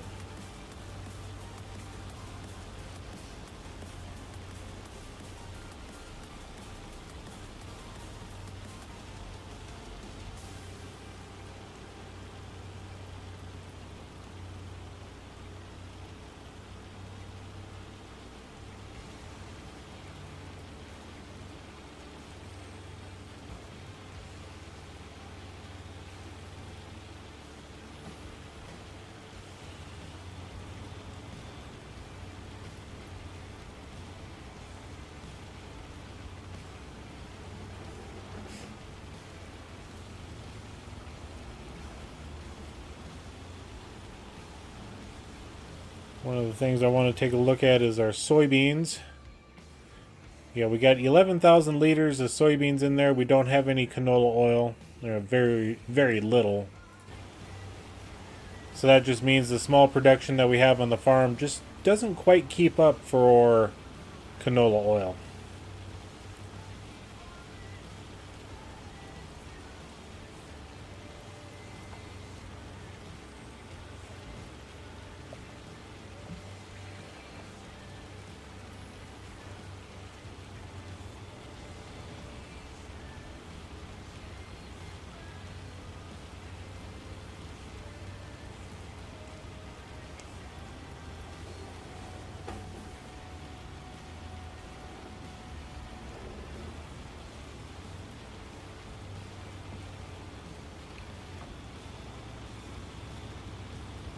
We're going to go up and grab our round bell net contraption holder thingamajigger and then reload the baler at the same time.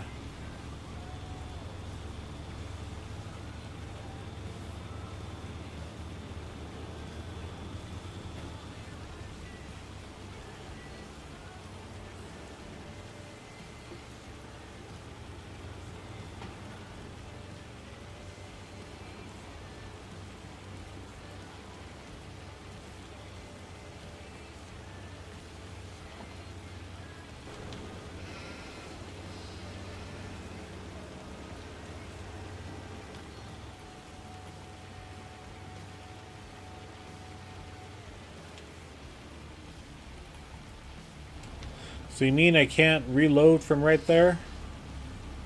Have to be on this side?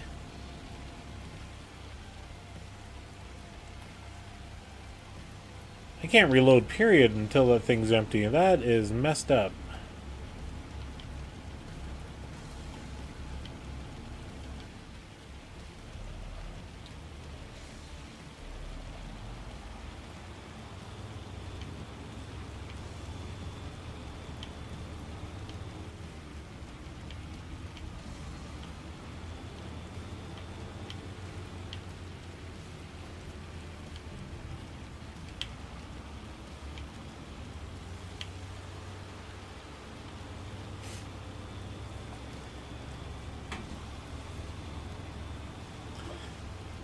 Oh, you dirty dog, you.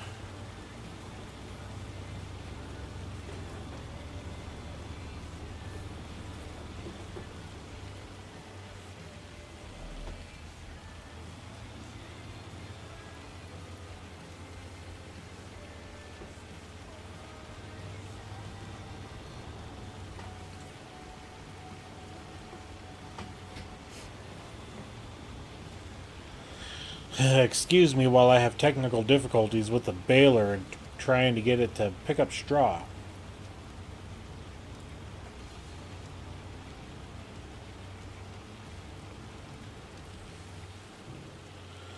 Alright, so now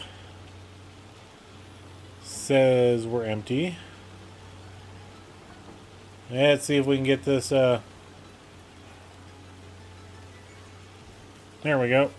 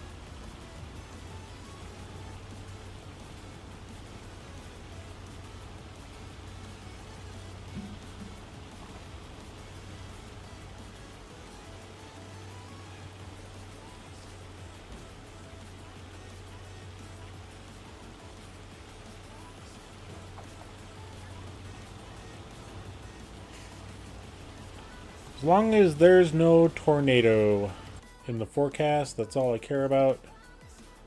Nope, no tornado.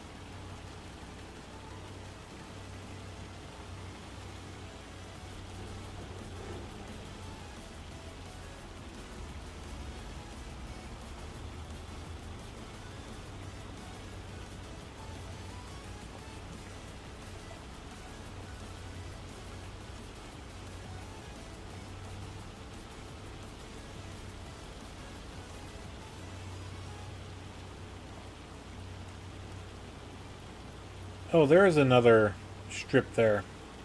Okay. I was like, that looked discolored for a weird reason.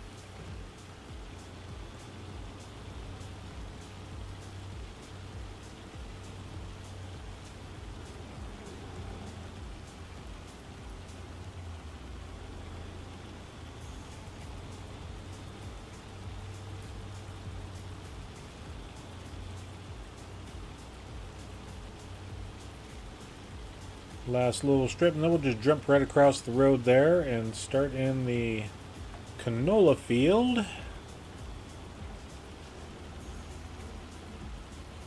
And it doesn't matter where we start off at.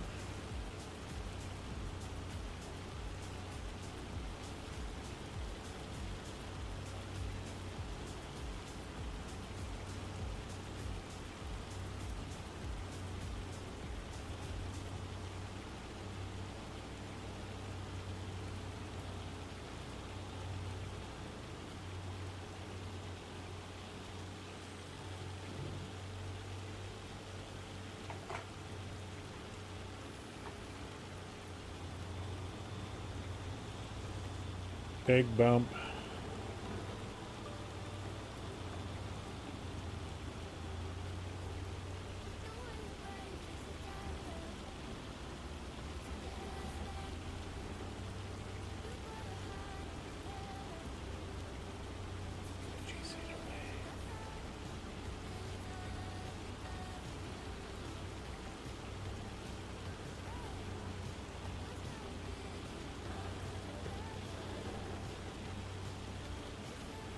Totally borked that up.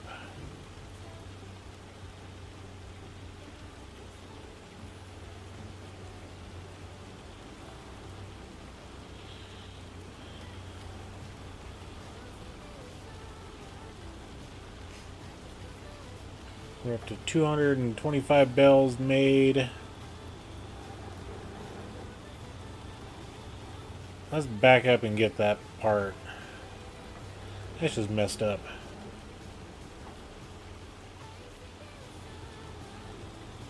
I think that's this year, 225 bells this year. Either way, I need to start resetting it every time I go into a field to do something.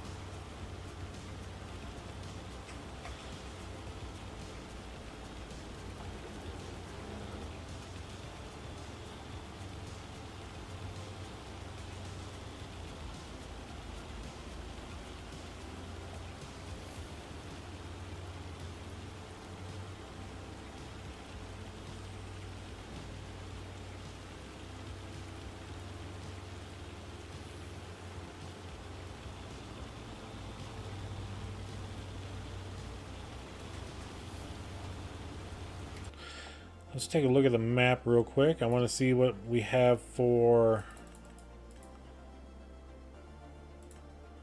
canola fields. There's one more, field 11.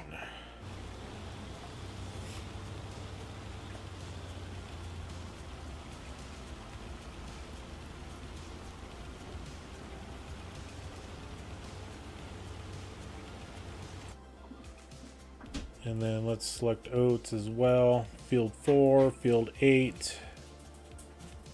There's more oats than canola. What's up, babe? Are you streaming? Yeah. Do we want to freeze one of those enchiladas? Because there's so much of it. Maybe the small pan. Yeah, we can do that for now.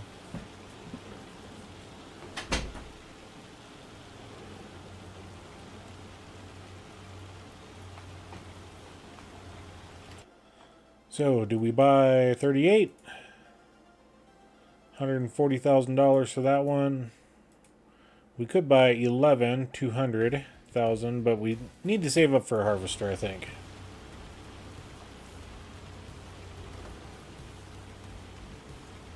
I think next year we do the expansion on the farm.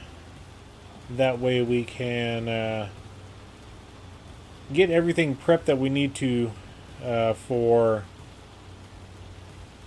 making sure we can harvest properly, you know.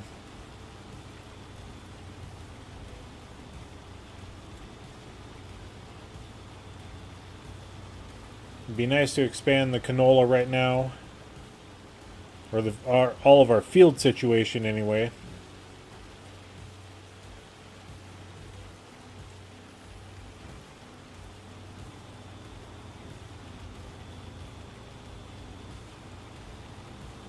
I'm also toying with the idea that I start making some TMR and I start selling it. You know, we've got a lot of bales of stuff going on. A lot of grass and hay. We don't need that much. We don't have that many animals, and we don't intend on expanding what our current pastures will currently hold. And we go through 11,000 liters in 2 or 3 months. So we don't need that much. Our final harvest of the year will definitely take care of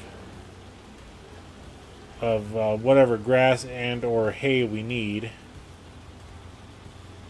Our goat situation is kind of the same way. We go through 4,500 liters in like 3 or 4 months.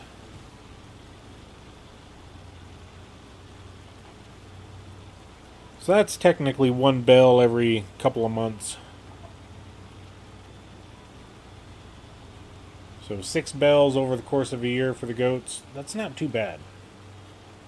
So I think we're gonna, when we get done here, we're gonna start making some TMR.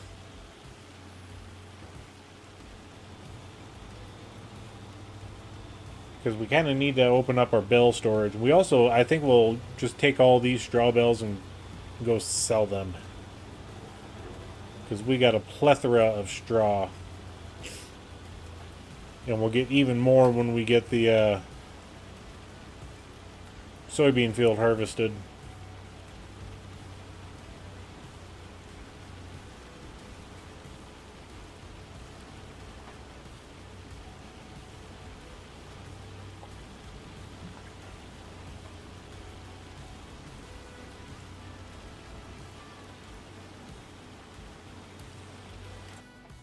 What does straw sell for? Prices.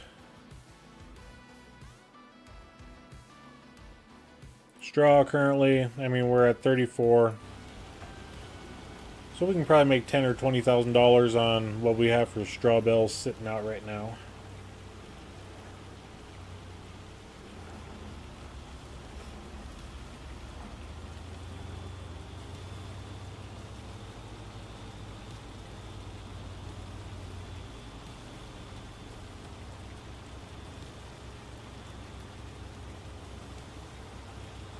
I did see there was a new mod that came out today. Been hoping for a mod like this to come out.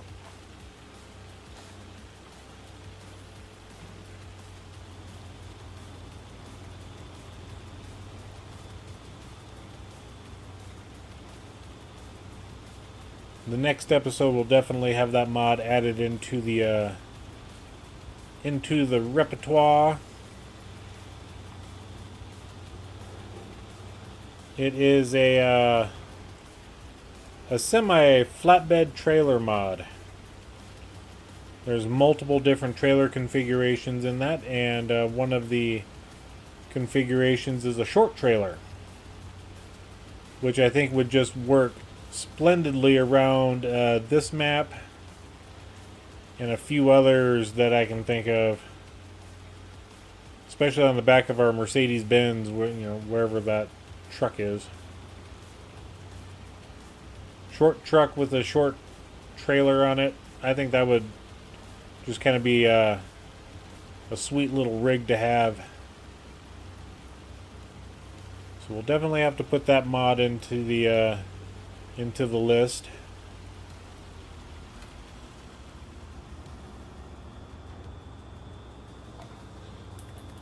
Hail has stopped, so we're slowing time down now.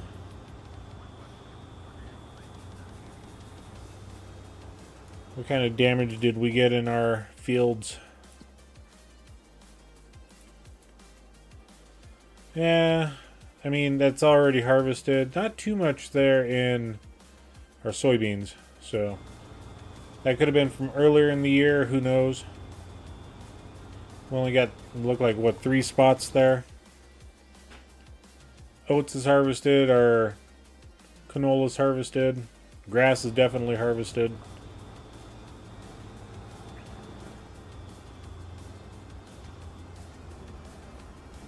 So I think we skated through on that hailstorm.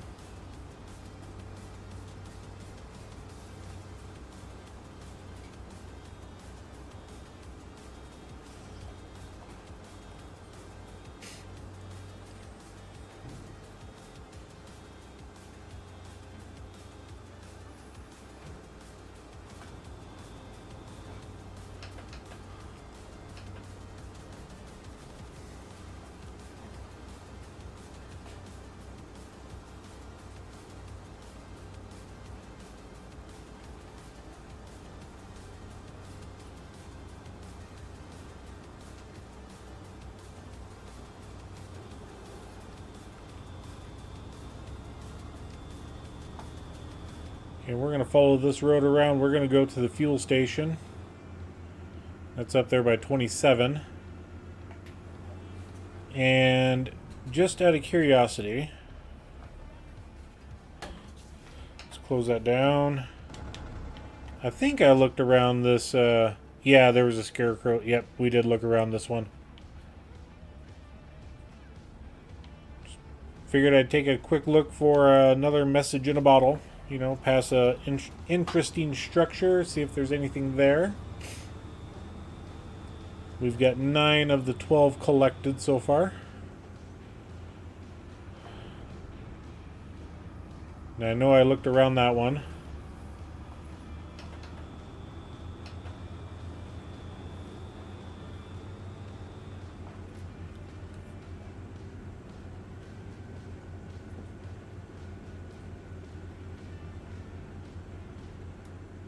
And I think I looked around this farm. Let's do another quick cursory look. Okay, I don't see nothing there. Nothing in the bunker.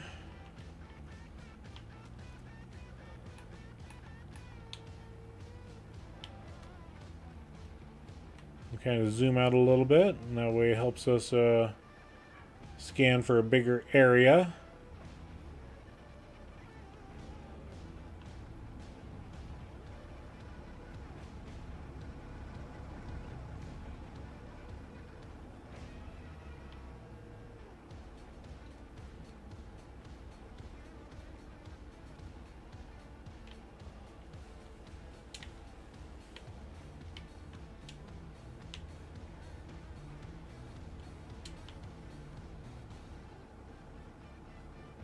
Okay, don't see nothing on the peaks of the building.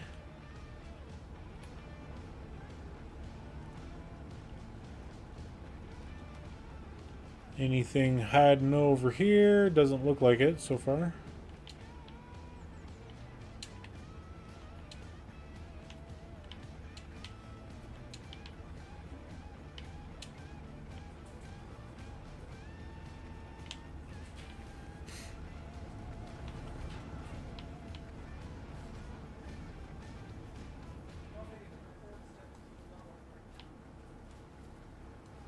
Nope, doesn't look like there's anything over here. Okay.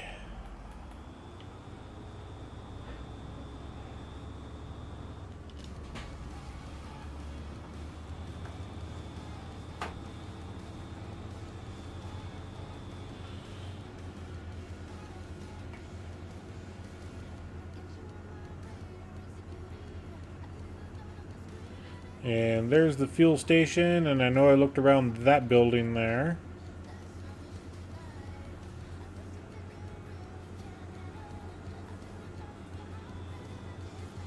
Stop and get some diesel for this tractor.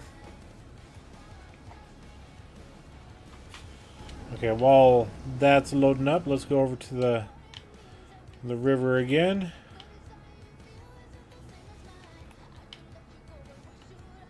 Make sure we look around all these rocks very well.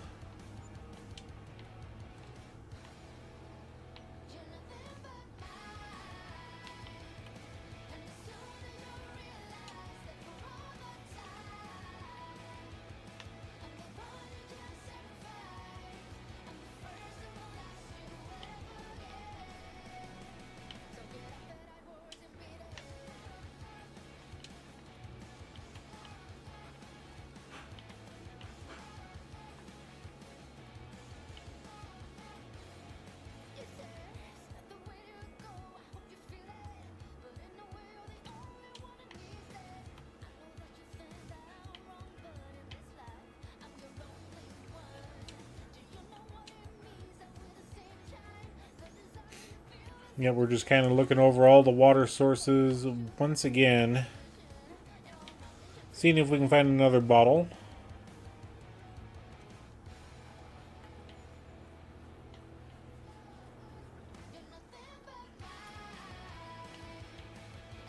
Let's take a look up in this big old tree here, this chestnut tree.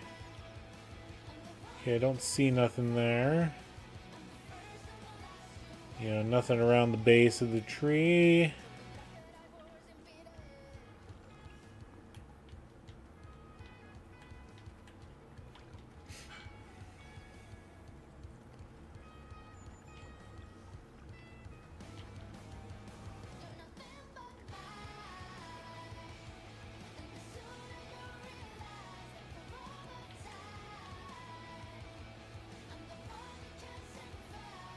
Okay.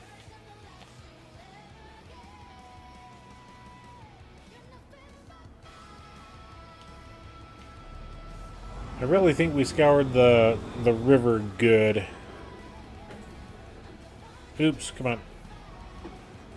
Especially the gas station. I know I scoured that one really well as also.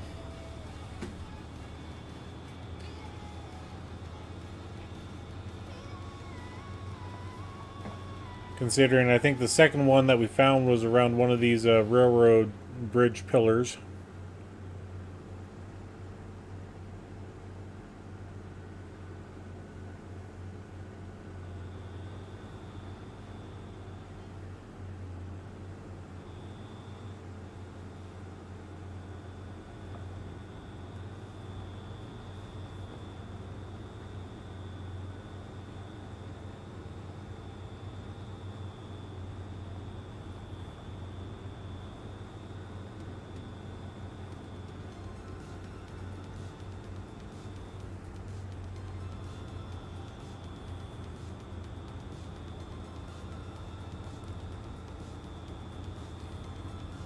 Alright, let's go back to the farm and we'll get all of our straw bales collected and we'll take those to sell.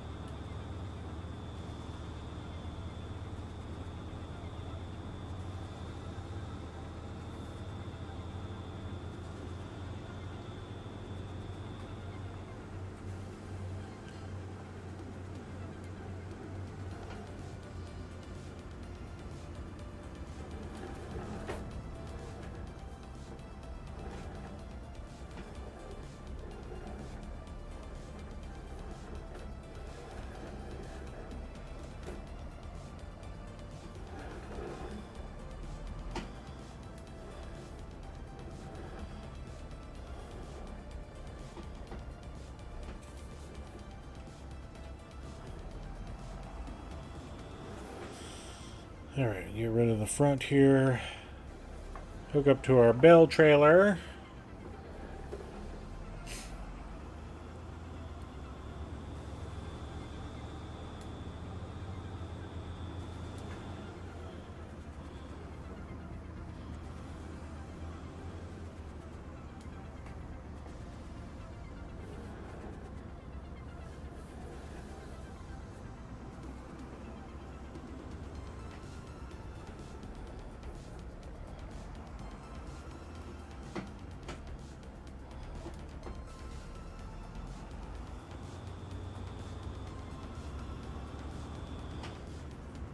Dag blasted.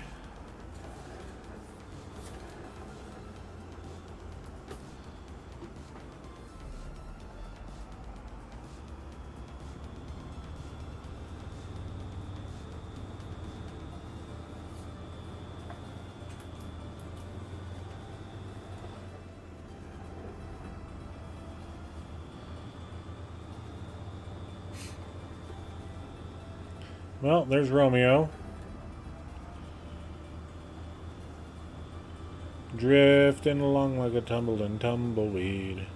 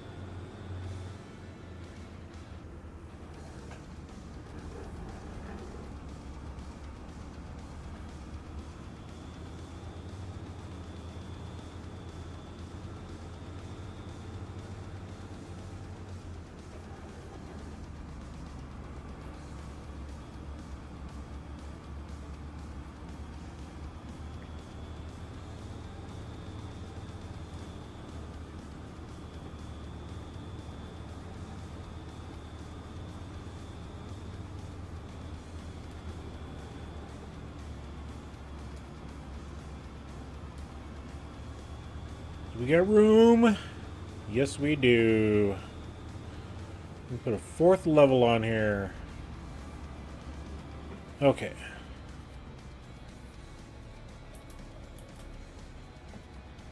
So 232,000 liters of straw. Where do we want to sell this at? Okay, let's go back up to our straw here. Looks like Feed and Grain South at 35 is going to be the best bet. Let's tag the place. Hey, right down that way.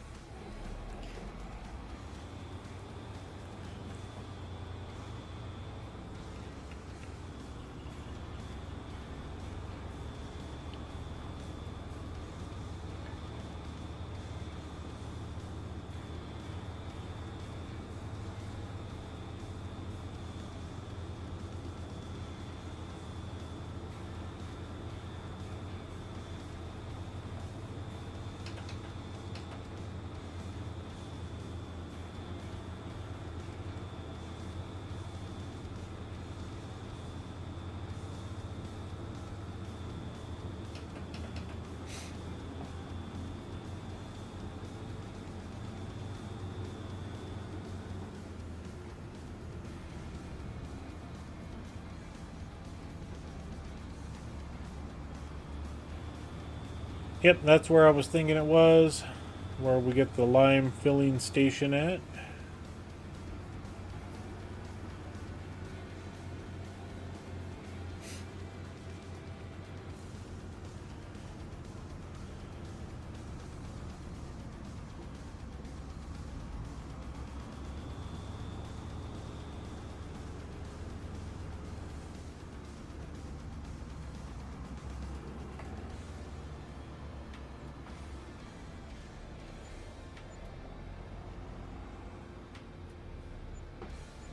There we go. So,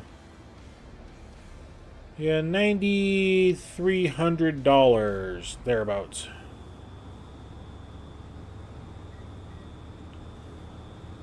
It's not so bad.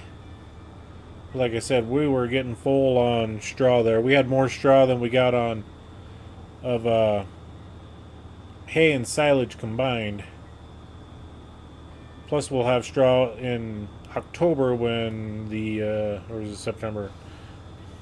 I think it's October when the soybeans are harvested. So.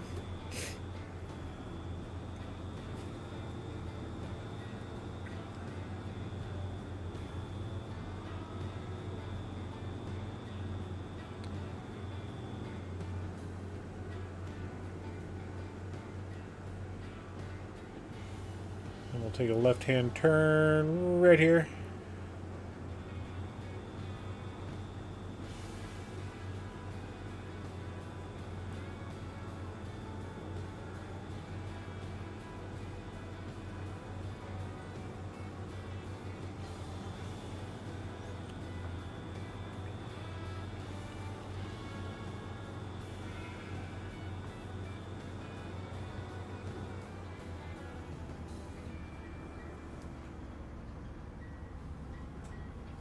Alright, we'll just park this guy right there. And let's untag that place. Untag. Okay, it shows a bunch of pallets right there. All the pallets.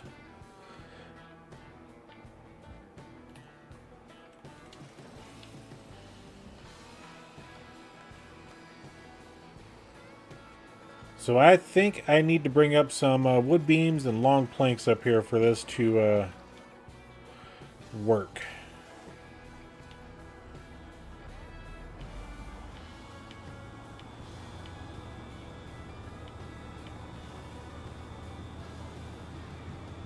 Yeah, I think I got some down here.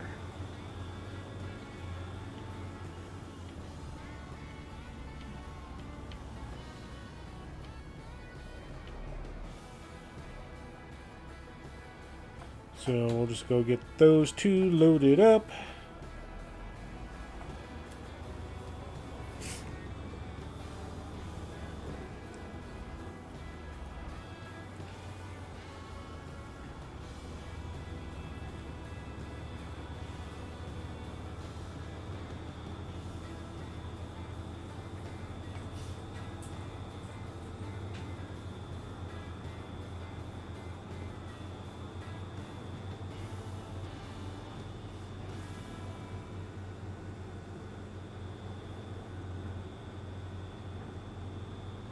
No turn, no turn. There we go.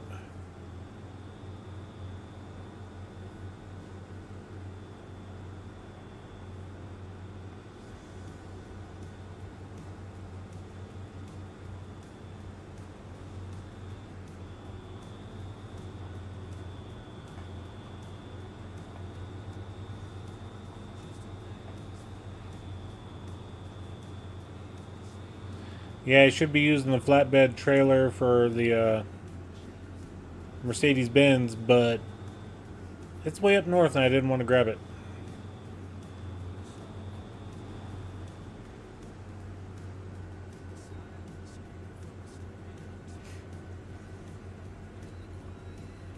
There goes the choo-choo.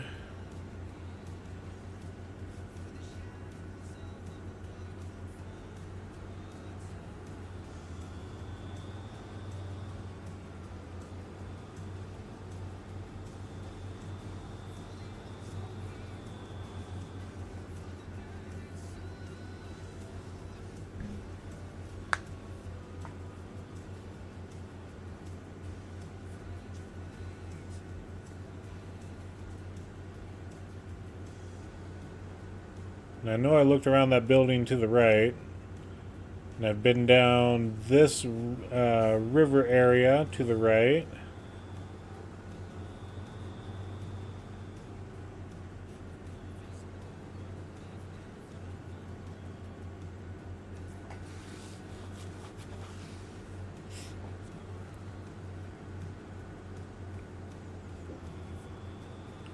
think I've even been around that stone structure there on the right.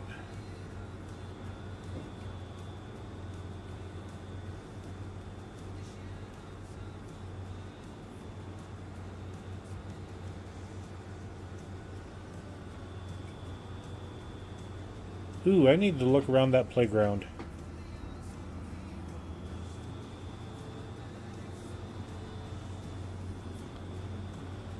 I know that's one place I haven't looked yet. And I'm pretty sure I've been down this river. Maybe we'll have to go up and down both of those rivers again.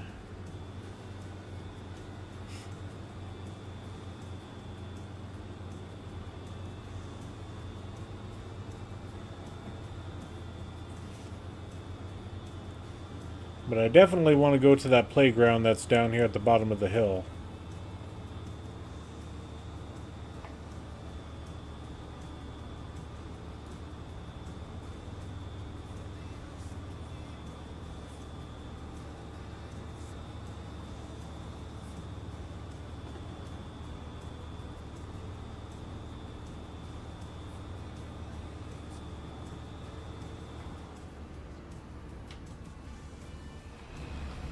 And there we go. We didn't get any money out of that, but that should progress us.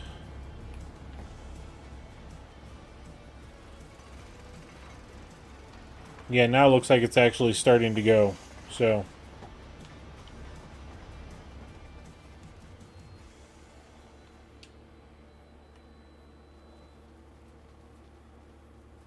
let's go to this playground. Okay, make sure we look around here, the bus stop.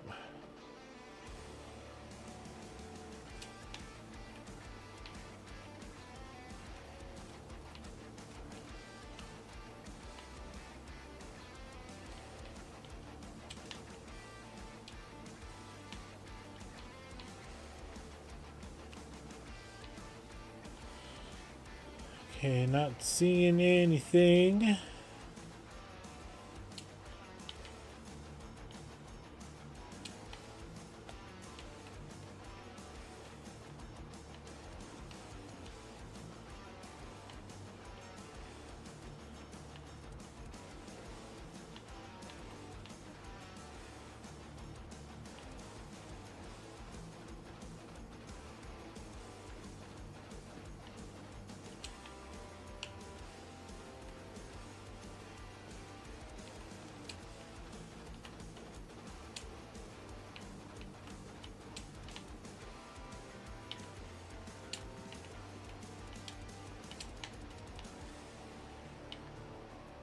And can't quite jump up there.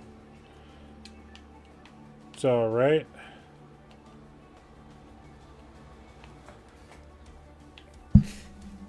Kinlaig.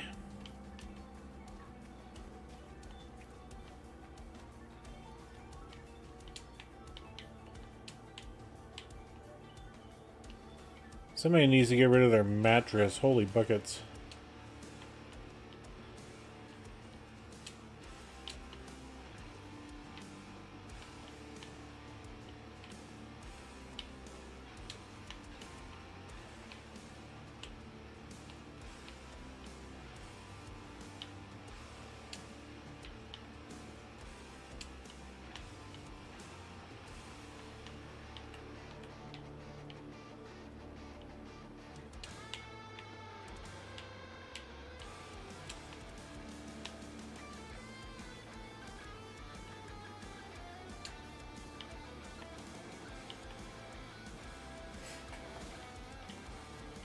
Okay, not seeing any bottles up here on the buildings.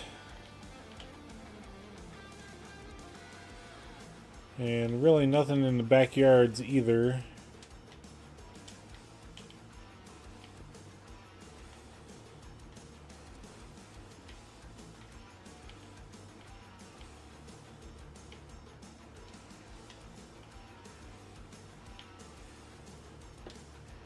And boof. Well, that's interesting.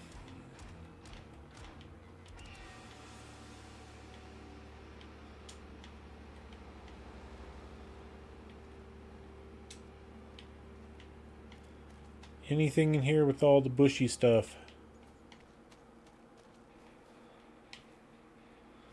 Nope, doesn't look like it.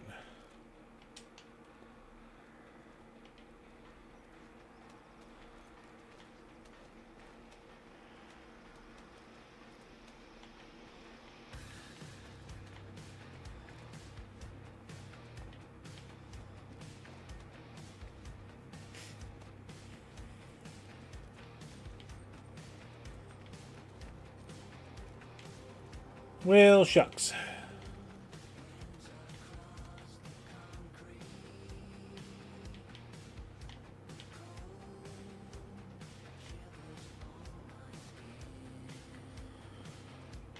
Shucky darns.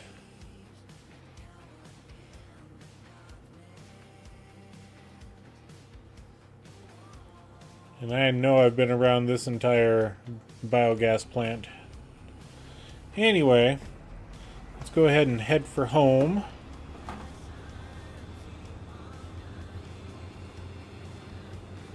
Then we'll go do one more thing before we're all done.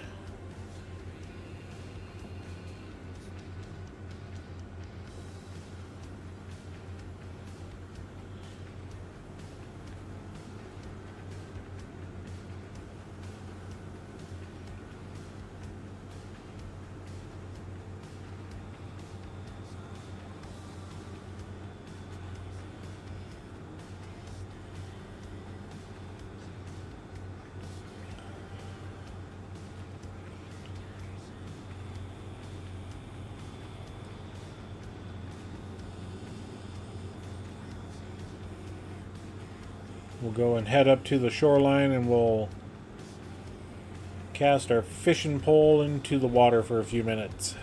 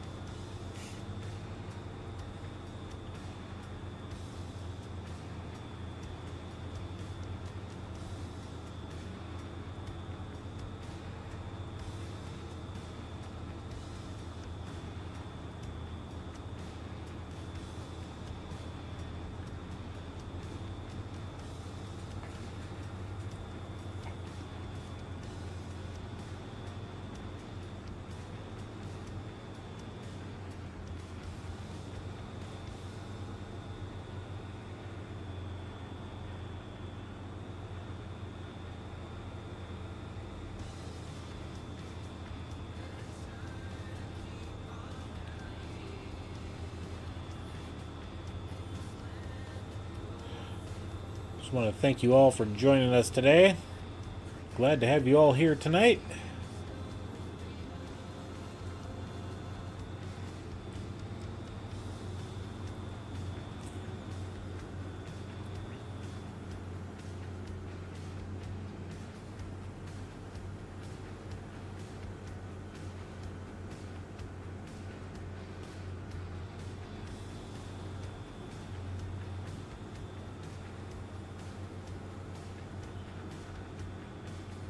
Romeo wandering around in the oat field.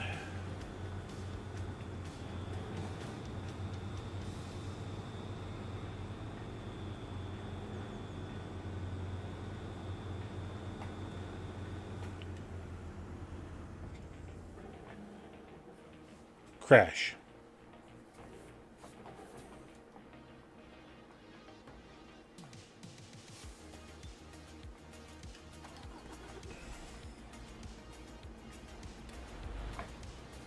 One place I haven't looked at up here is around the farmer's market.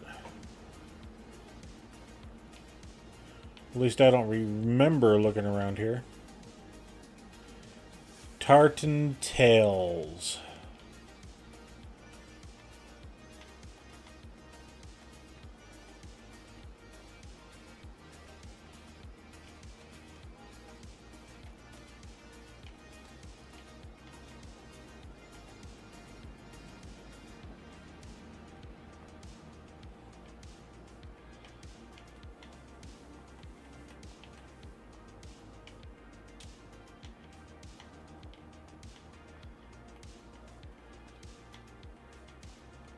Runes, wool, and weird.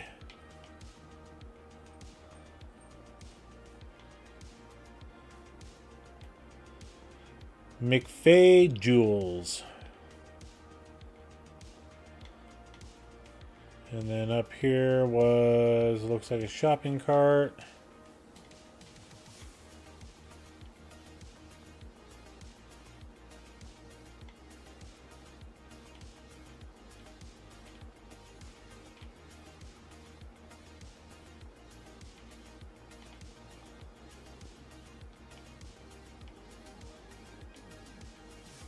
No, don't see anything up here. It is an interesting spot, I will say that.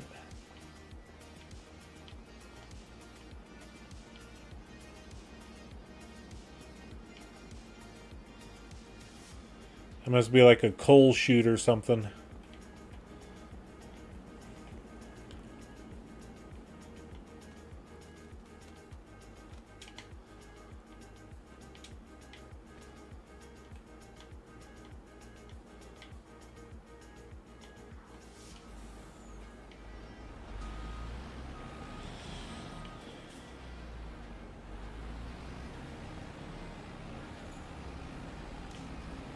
Anyway, let's go ahead and get this guy. If my steering would cooperate.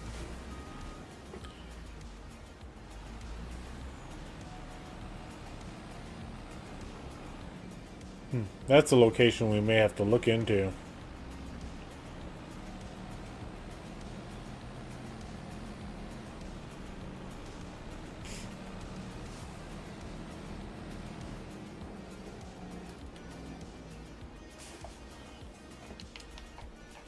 Fact, I'm curiouser and curiouser,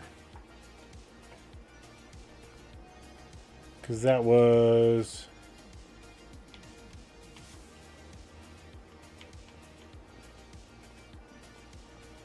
it's too bad we can't climb the ladders here. Kind of get stuck there, but it was on top of that building right there.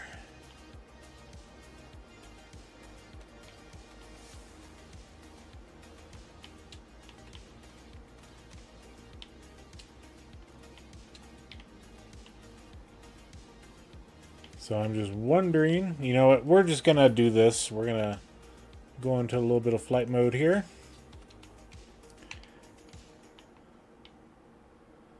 Because I just want to see. Okay. Would have been very disappointing if we jumped all the way up here, found some way, and then it's like, oh man.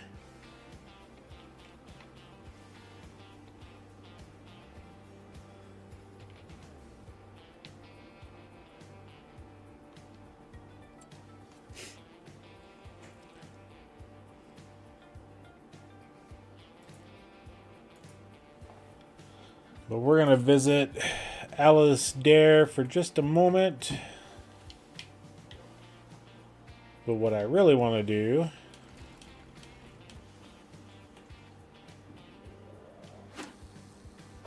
three fish today.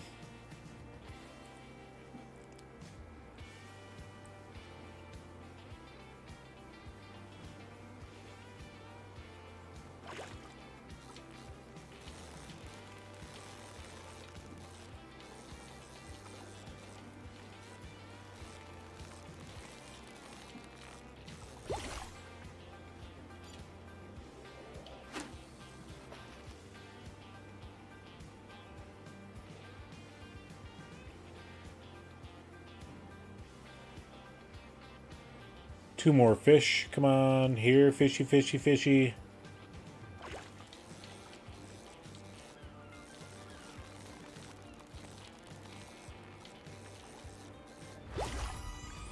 Yeah, we'll sell that guy.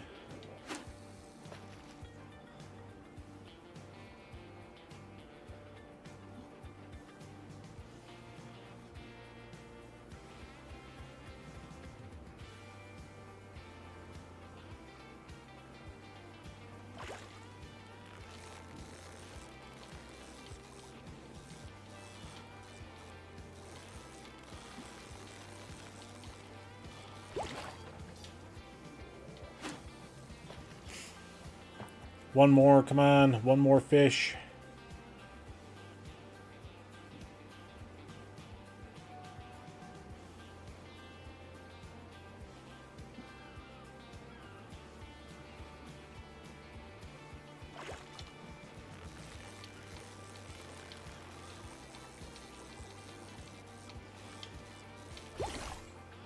There we go. Cool. Check out the skiffs and the boats.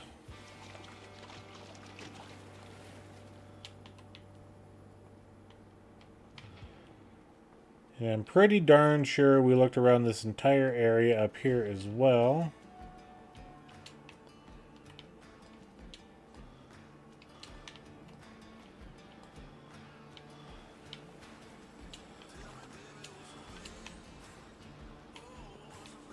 So yeah, we're just strolling the countryside, trying to find some bottles, just kind of waiting for whatever else we need to do for the month. And I think for the meantime, that's going to be the end of our stream for today. We got our harvesting and our baling done. Our grass is mowed. And we found out something interesting with that ideal harvester that I wanted to buy it. I really did. I really wanted it so bad. But it's just not going to work out for our intents and purposes. So, welcome in, Eugene. Good to have you here, buddy. I was going to say, was that? Nope, that's just somebody's plastic bottle. Do a little swimming out here. Take out the pylon pier or whatever this thing is. So yeah, thank you all for coming in today. Greatly appreciate having you all here. If you enjoyed the content, please make sure to give us that like button. And if you want to continue to follow us and watch the additional content, hit that bell notification as well and subscribe. That way you don't miss any of the content we bring out. And until tomorrow night, when we will be back on East Vineyard, Vinland, Vineyard, one of those. I forget the proper name for it. I think it's Vinland. Yeah, East Vineyard, New Jersey. Vinland. I got to get the right name for that. I'm all messed up. So yeah, over in New Jersey. Come follow us to New Jersey tomorrow night, where we have our multiplayer shenanigans. And until then, we'll catch you all later. Bye, everybody.